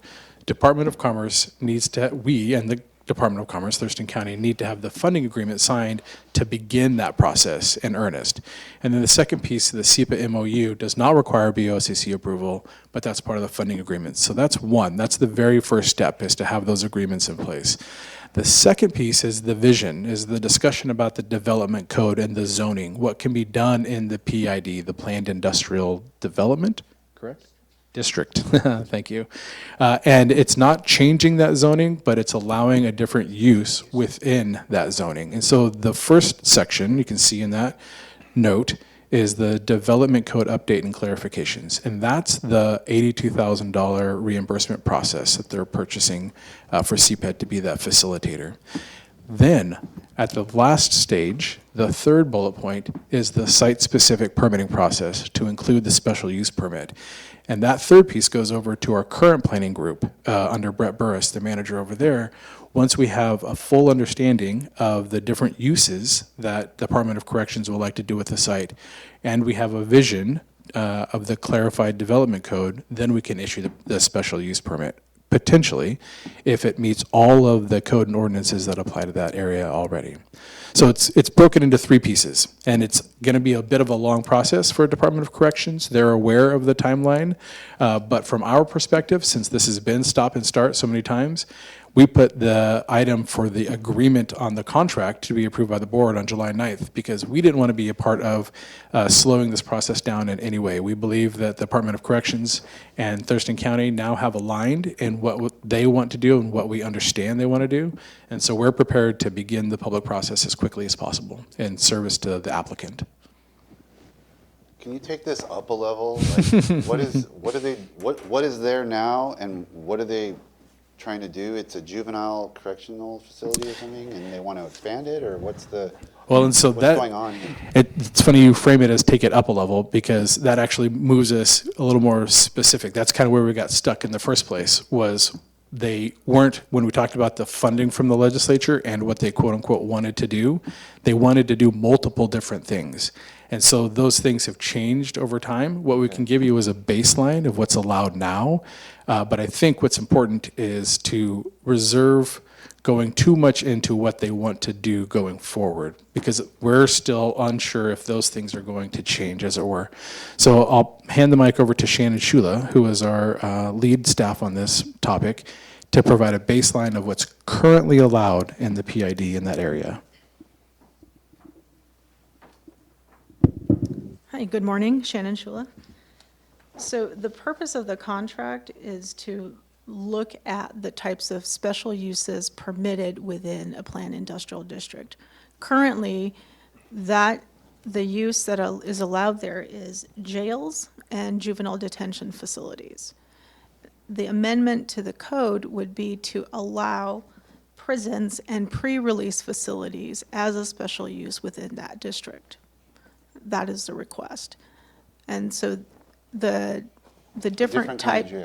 Different kind of jail. So according to our code, a jail is basically 1 year of less of stay. That is the big difference. Versus prison, which is versus like prison, a yes. 12 months in a day. So really, that's where that comes into play, is the permitted uses within PID as special uses. There are, and that's really is the time frame. So is it associated with that change? Are they building more stuff? They just need to use it in a different way. They need to use it in a different way, yes. So an environmental. Currently, right now, it is, a special use is permitted for jails up to 64 beds. That is currently what is allowed. And is that how they're using it? No, How are they using it right now? it is not being used. Actually, there's two different types of permits. There's a juvenile facility on one part, and then the jail on the other side, but the 64 bed is not currently used. Currently, with that existing use, they can double the size and allow up to 128 beds Right. as a jail. So it hasn't been used as a juvenile facility for years. Maple Lane had belonged to the Department of Social and Health Services, who operated it as a juvenile facility till about 10 years ago, roughly. They closed that down. Then it's my understanding that they transferred the facility out of DSHS to Department of Corrections maybe 8 years ago. DOC keeps coming back with different ideas on how they want to use it. It's my understanding that it's currently being used somewhat as a pharmacy. So they're running a centralized pharmacy Sort of distribution operation. center. Yep, a distribution center right now. So they just need to figure out what they want to do with it, and we need to conform our zoning to allow that. Right. It's not really an environmental issue. They're not really trying to build new buildings and stuff. It could. They could. It could. Yeah, they could. They may With, ask to do that. yeah, so with amending the code to allow those uses, they can potentially request a bigger facility. But that comes at the permitting stage. Yeah, And basically. again, it's the allowance by this request, and then the permitting process as to the specifics, that's a different process. After the allowance is in place. Allowance for a prison, because Yeah. right now, Yes. we don't allow prison. We only allow jail or juvenile facility. Right. In PID, yes. And is So, that, so, that's interesting. So planned industrial development, is it by definition? That definition, the label of that definition doesn't suggest that, oh, we allow a jail but not a prison. I mean, or did we put a special restriction on that? Or is that just what planned So- industrial districts are? in the county code, we have a special use permit table, and it basically outlines the different types of uses within each of those areas.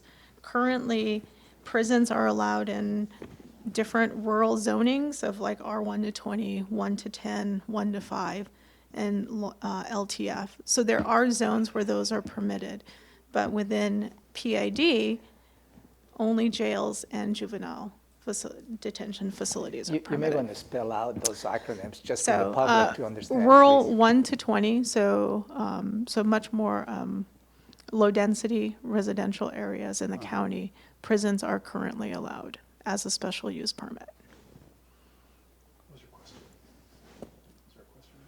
My question was, a planned industrial district, does it, are there different species of planned industrial districts, or are they kind No, of there's one size only fits all? one. There's only one is that- PID district, and that's only in the Grand Mound UGA. So are we going to have to change, so in order to accommodate a prison, are we going to have to make it something other than a planned industrial district, or are we going to change the parameters of a planned industrial? Are they flexible, I guess is what I'm trying to say, or is it, The latter. they're flexible and we flexible. can Yeah. change the parameters Yeah. of what's in, so there could be different kinds of planned industrial districts that you tailor to particular circumstances? So there's only, there's two different types of industrial districts. There's light industrial and PID. Planned Industrial District is isolated to the Grand Mound UGA. And these two different types of special uses are permitted within that district. I think maybe to answer your question, Commissioner, we have one PID. This would change the parameters of the PID. If we had others, it would also change those, but we don't.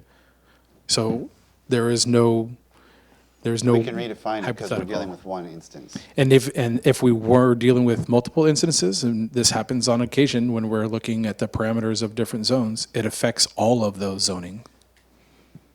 So we have one PID, this would narrowly affect the construct of that, but again, it's the process that we're currently considering, not the determination. So we're not being pre-decisional at this point. This is just to provide the space for the conversation to occur on the parameters of the planned industrial district. So, how much, if I think of a district as an area of land, right? How much of that area roughly does Maple Lane sit on? Is it like 10%, 50%, 100%? It's just a small piece? With the existing PID, I think it's probably about 40% of Thank that. I think the acreage is about 30 acres, and in Grand Mound, I think the PID is probably around 70 acres total. Is there other stuff there? I've never been, I've seen the signs to it. I've never actually driven and checked it out. Is there anything else there? Not really. Maple Lane it's a pretty large area of the PID down in Grand Mound, so it's pretty much everything south of James Road and the railroad. There's no plan for there to be anything else there? Currently not at this time. How about, you mentioned that it's going to change from a juvenile to an adult facility, and that we've allowed up to 1 year stay, but when it was a juvenile facility, they were staying there longer than a year. So did some zoning change or something? No, it's still the same. Juvenile, the definition of a juvenile facility is different than a jail. And so for juveniles, because they're younger, the stay could be longer, and it, So our code differentiates between a juvenile yes. prison, I guess, if you will, and a county jail. I Yes, guess. because it's specifically for persons under the age of 21. And then once over the age of 21, then you're using the definitions of jail and prison and pre-release facilities. Okay. And so that's basically all this is doing, is to look at the language of that. If the proposal is for all industrial areas, we could do that also, but this specific request is for PID only. Go ahead. I find that when there's like specific, language in county stuff, or usually there's a historical reason why it landed there. In this case, is there a historical reason why prisons were not included? Like, I don't have that information at this time, but that would be part of the review and analysis, is to go back and look at the history of how these zones were permitted and these uses were permitted, and that would be one of the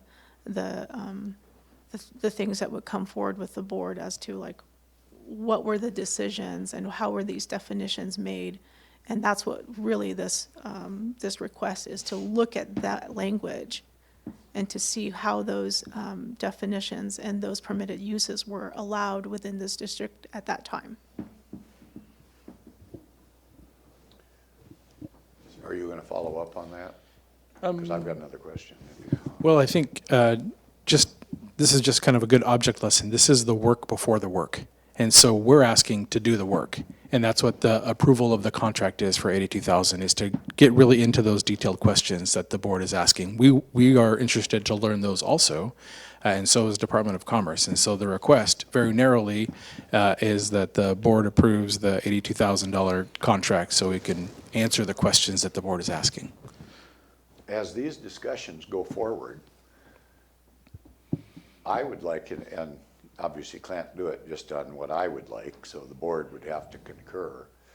But I would like to have some discussion with the state about the possibility of developing a partnership, because we have a very serious jail overcrowding problem in our existing location that seems to be running into problems, roadblocks that the estimates didn't come about that we had originally been told. So we're really jammed up there. We've got a potential for litigation pending if we don't address this issue.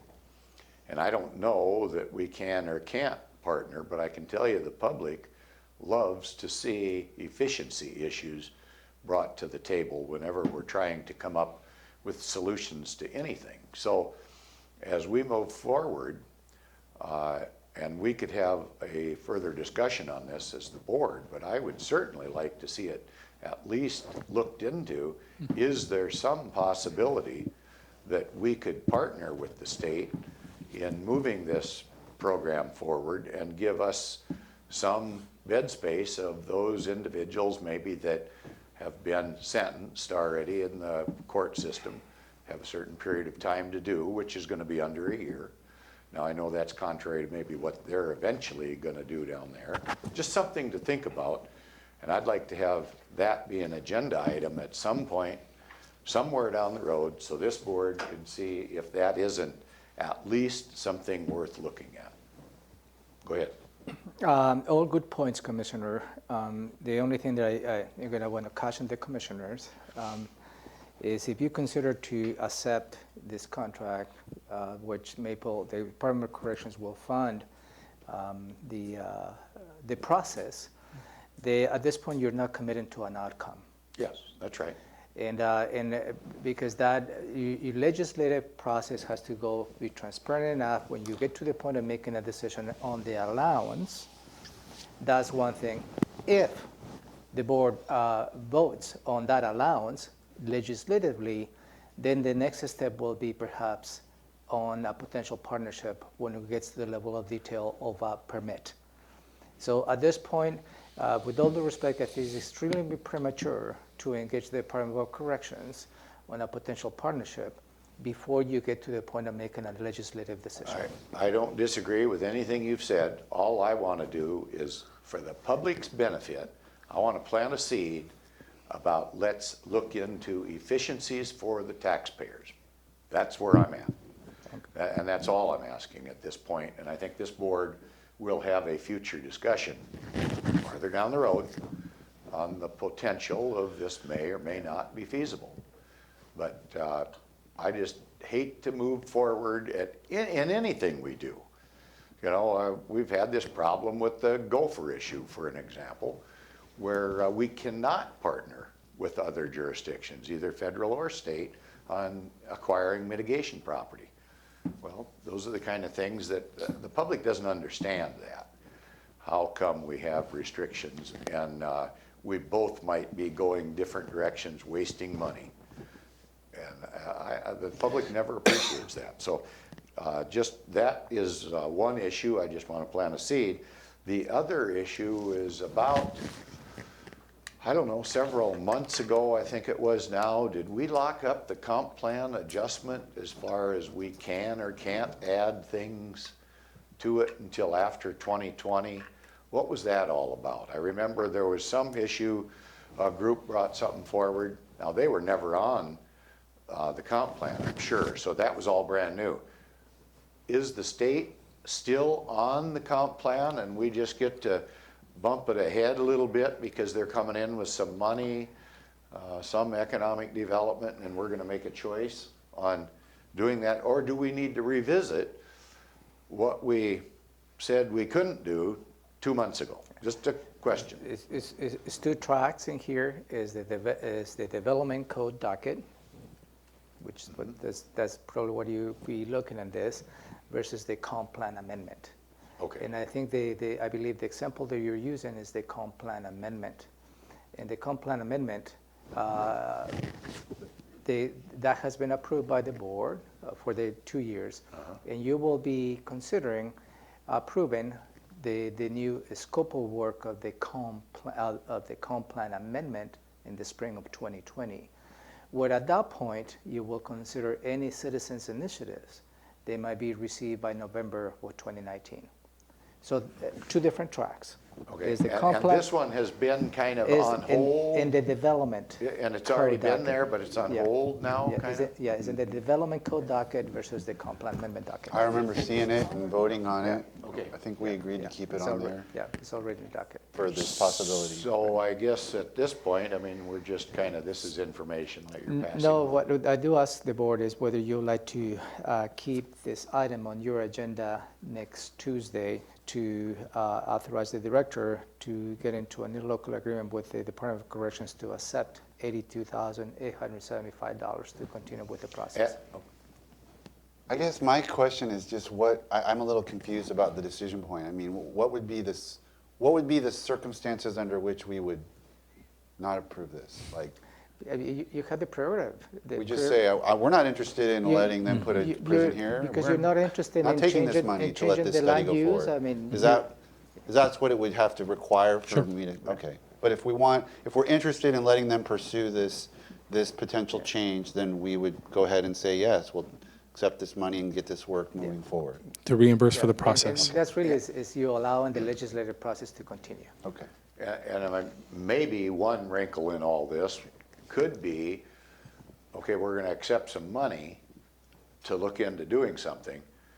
And so now we put a little more pressure on staff without actually having pressure, without actually having the staff that we'd planned on doing the job. So we're gonna put a little more pressure on you folks to work with the state to get this done.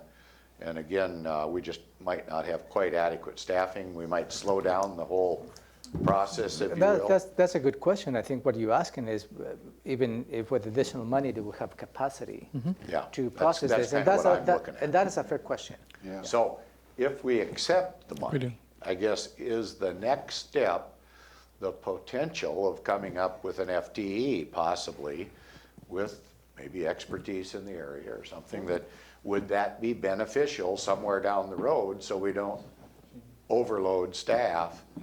I mean, so I just raised the question. I think I'm with the commissioner here that That's a why good not point. accept it? I just want to make sure that we have adequate resources And that's a fair question. to do Yeah. the job. I'm with you. What do you think? We got adequate resources, sir? I appreciate the concern about the staff resources, and you've heard that statement often. previously. But when the board approved for this to be an item on the docket, we planned for that staff resource, and Shannon is the lead, and her time is allocated for this project. And so this project will not affect the timeline of our comprehensive plan periodic update that you were referring to earlier. We have adequate staff resources to do the items that the board has approved on the docket. So we're moving forward with your approval. One of the things that's always important to remember, though, is in terms of timing, which is why when there's a window, we want to try and take it. And currently, we have a window of time that Shannon has on her calendar to continue moving this process forward, which is why we're requesting to move forward. Okay, county manager, you had something? And I know you know this, but this is more from the public's perspective. That just because you enter into an agreement accepting money for a process, a legislative process, this does not commit you to any particular outcome. And I just want to make sure the public understands this. This is what you do is you allow the legislative process to continue, but your decision is not pending on any related financial elements. They're not buying a vote. That's great. That's great. I just want to make sure that I frame that for the public. Very helpful clarification. And to be also add another layer of clarification, that has been communicated directly to Department of Commerce, so they're aware of that as well. They're reimbursing for the process. Commerce or corrections? Corrections, Okay. sorry, DOC, Department of Corrections. They're reimbursing the process, not the outcome. Okay. So, Thank you. I'm good. You good? Yeah. I'm good. So we'll And keep so the item keep it on on the the agenda, agenda. is that right? Yep, thank you, And thanks, sir. and possibly you could brief the chair if, Yep. at some time in the future I will do that. before this comes up. Thank you, Commissioners. Okay, thank you very much. So, are you folks involved in public testimony? That's the next thing on the agenda. So, can we just go ahead and go right on? We don't need to take a break right now. No, I really don't have anything to follow up on public testimony Oh. you received, so. I thought that's why you had it on the agenda. You were gonna fill That's us in on something. Standing item. Standing item. Okay, so now we're to commissioner items. And Commissioner, you, I just want to know about this letter about the sewer overflow regarding Beverly Beach. This was a letter we got, I want to say, Yeah, I received. tail end of last week. That was last week. We had an overflow. I still have to get a report from Public Works Okay. as to how that came to be and if there's any lessons learned or something that we can do to avoid that from happening. But it appears the initial statement is they were draining the water tank, and as mean as draining the water tank overflowed the neighborhood septic tank, and as a result started spilling raw sewage. and it sounds like what happened was, that was clean water, they were draining out of a tank. Right. But it went into the dirty water, so to It has to, speak, so causing the overload. It caused the overflow, so the pumps that we used to pump the fluid out of the septic tank, that was too much for the pump, so the overflow started activating. So that's the gist of the sewer spillage. So what I need to find out is what is the steps Public Works planning to do for preventing Like a that from diversion happening. valve or something. Okay. Well, my concern was there was a sentence in the memo that said they did not realize the water reservoir drain was tied into the sewer line going into the sewer pump station. That seems like an important thing to realize. So my question is, who is that? We didn't it's a weird setup that we didn't communicate to them, or that's something they should have known and that's their problem, or who's at fault? So, the miscommunication. and that is a good question. To give you a history on Beverly Beach, that is where it is located. That was a private utility that it was built, and it was a privately owned outfit who built all that utility for that neighborhood. And it was privately managed until maybe 10, 15 years ago, where that utility fell through in terms of meeting the financial obligations as a private utility. A state law requires the next step in the process for the county to take ownership of those utilities. That's how Beverly Beach and Thomashan, those utilities we just inherited as part of that process. So that is a good question as to who and what of the purpose as to when the initial utility was built and that connection was put in place. So I don't want to put blame to history, but something that we need to certainly address to get into your question. Okay. I have a question, and it's the same topic. What did we finally figure out about Percival Creek and that large spill that took place there? And what brought that all about, and the amount, and how are we doing on that? The testing has been coming back clean, obviously. The reasons for that is the contractor who is building, I believe there's some construction addition on the South Puget Sound Community College campus, did a wrong connection on the sewer lines, which resulted on the spill. And that has been remedied.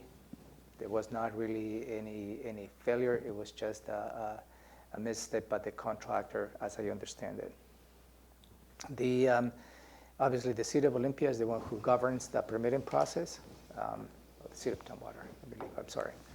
And we responded from the environmental health point of view as to how we can probably stop the spillage of that. I think it was on their acceptable levels within 5 days. So all that spill was diluted within the system. So we no longer It just washed down into Capitol Lake. We don't have that issue on Percival Creek anymore. And it's not likely to happen again, or what I'm wondering about is, we had a briefing here, reference storm runoff, different issue than sewage. And somehow, the effluent from a septic got diverted. That went into Percival Creek. But had we always been dumping storm runoff straight into Percival Creek? No, I don't think it was related to they tied to a stormwater pipe. It was just as a result, they block a main line of the sewer system. They created a backup, an overflow, and it was a surface flow. They got into Percival Creek. So it was not a sewer line connected to a storm line. It was just as a result of their construction, they made the wrong connection. Or something like They that? made the wrong connection, I believe. And as a result, the main sewer pipe started backing up into the system in overflow. That's my understanding of that. And we're gonna try and get ahead of that, so it doesn't, you haven't heard back about So what the remedy is yet? we don't, because we don't have any jurisdiction over that. Well, we're kind of concerned about clean water. We are, Department of Health. we responded from the environmental health point of view in responding to the spill, and that is the obligation that we had. But in terms of avoiding that in the future, in terms of the permit or an inspection, that's really out of our purview, because that's within the city's permit. So what, they just get to keep overloading if they don't get it right? No, they fixed it. Nobody oversees this? Well, they fixed it. And that is the obligation the contractor has. So help me understand what are you asking? Well, so I can provide I'm wondering if there isn't something to do with stormwater here. We're talking about stormwater. I realize the municipalities have their own stormwater deal. were concerned about Capitol Lake and the outflow that goes out of Capitol Lake that goes by lot. We're being bugged by Department of Ecology to upgrade some systems, you know, to address some issues, and I'm just wondering So how it all fits. my understanding of the issue was not related to a stormwater pipe. That's my understanding at this point. But I can certainly reach out to the city and find out more details if you like. Well, I guess I'd kind of like to know that they've got it fixed, that they fixed whatever the problem was, and it sounded like when we were originally notified, nobody knew how long this had even been going on. Right, and so I think the issue has been fixed because it was during construction, an active construction activity, so that has been fixed. And the other piece of this, I guess, is, for me, we've got a homeless camp up there, and I know the creek is used as a toilet for the homeless camp. So, what, now all of a sudden there's no contamination even though the homeless camp is up there? I mean, I just can't, it just doesn't all fit, that's all. I didn't report that it was all clean, it was within acceptable levels. Okay, well, I guess water quality, I think jointly we're both concerned about water quality here, so. Okay. I got an animal issue again that I want to just make you aware of, and if anybody has any insight, let me know. Our last two animal issues were dogs biting humans, and we have response services that we pay for with JASCOM. The new issue is a dog attacking other dogs in the neighborhood, but the dog victim owners are worried about kids that are in the same neighborhood. It's in Thurston County. So I know that we don't pay for emergency response. You can't call up and say, this dog bit my dog, come out here and do something.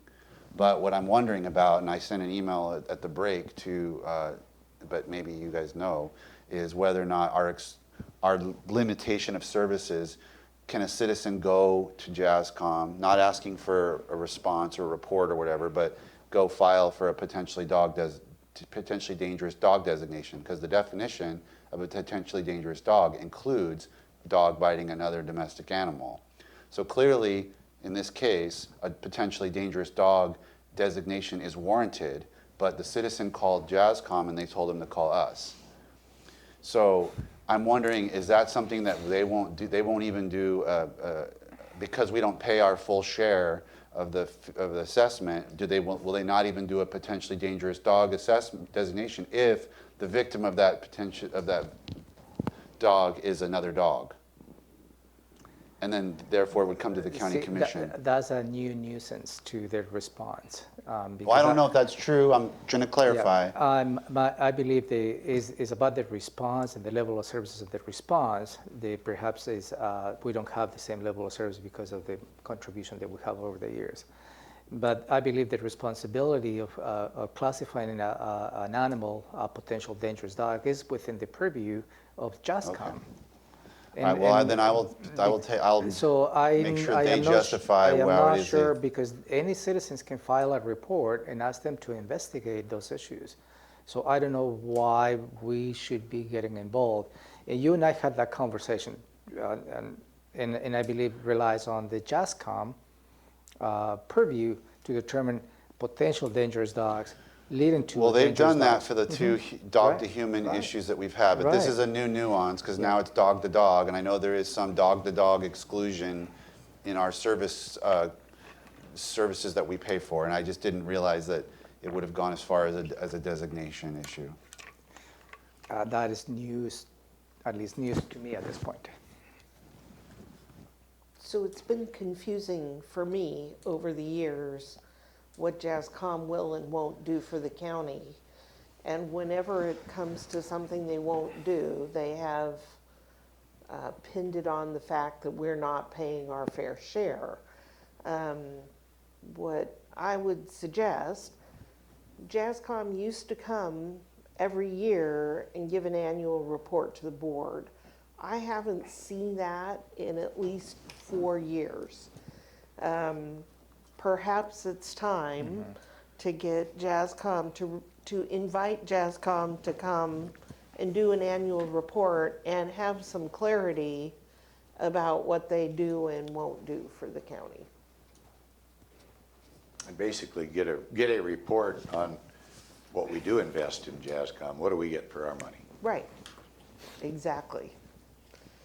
We have a new executive director, so that could be a good reason That to would be a come Good to to meet know. the board, yeah. perfect reason. I'll reach out to Get her. it, okay. Okay? That's all I had. That's all I had. I've got an upcoming meeting. Yep. So, Okay. Thank you. are we all done? Sounds good.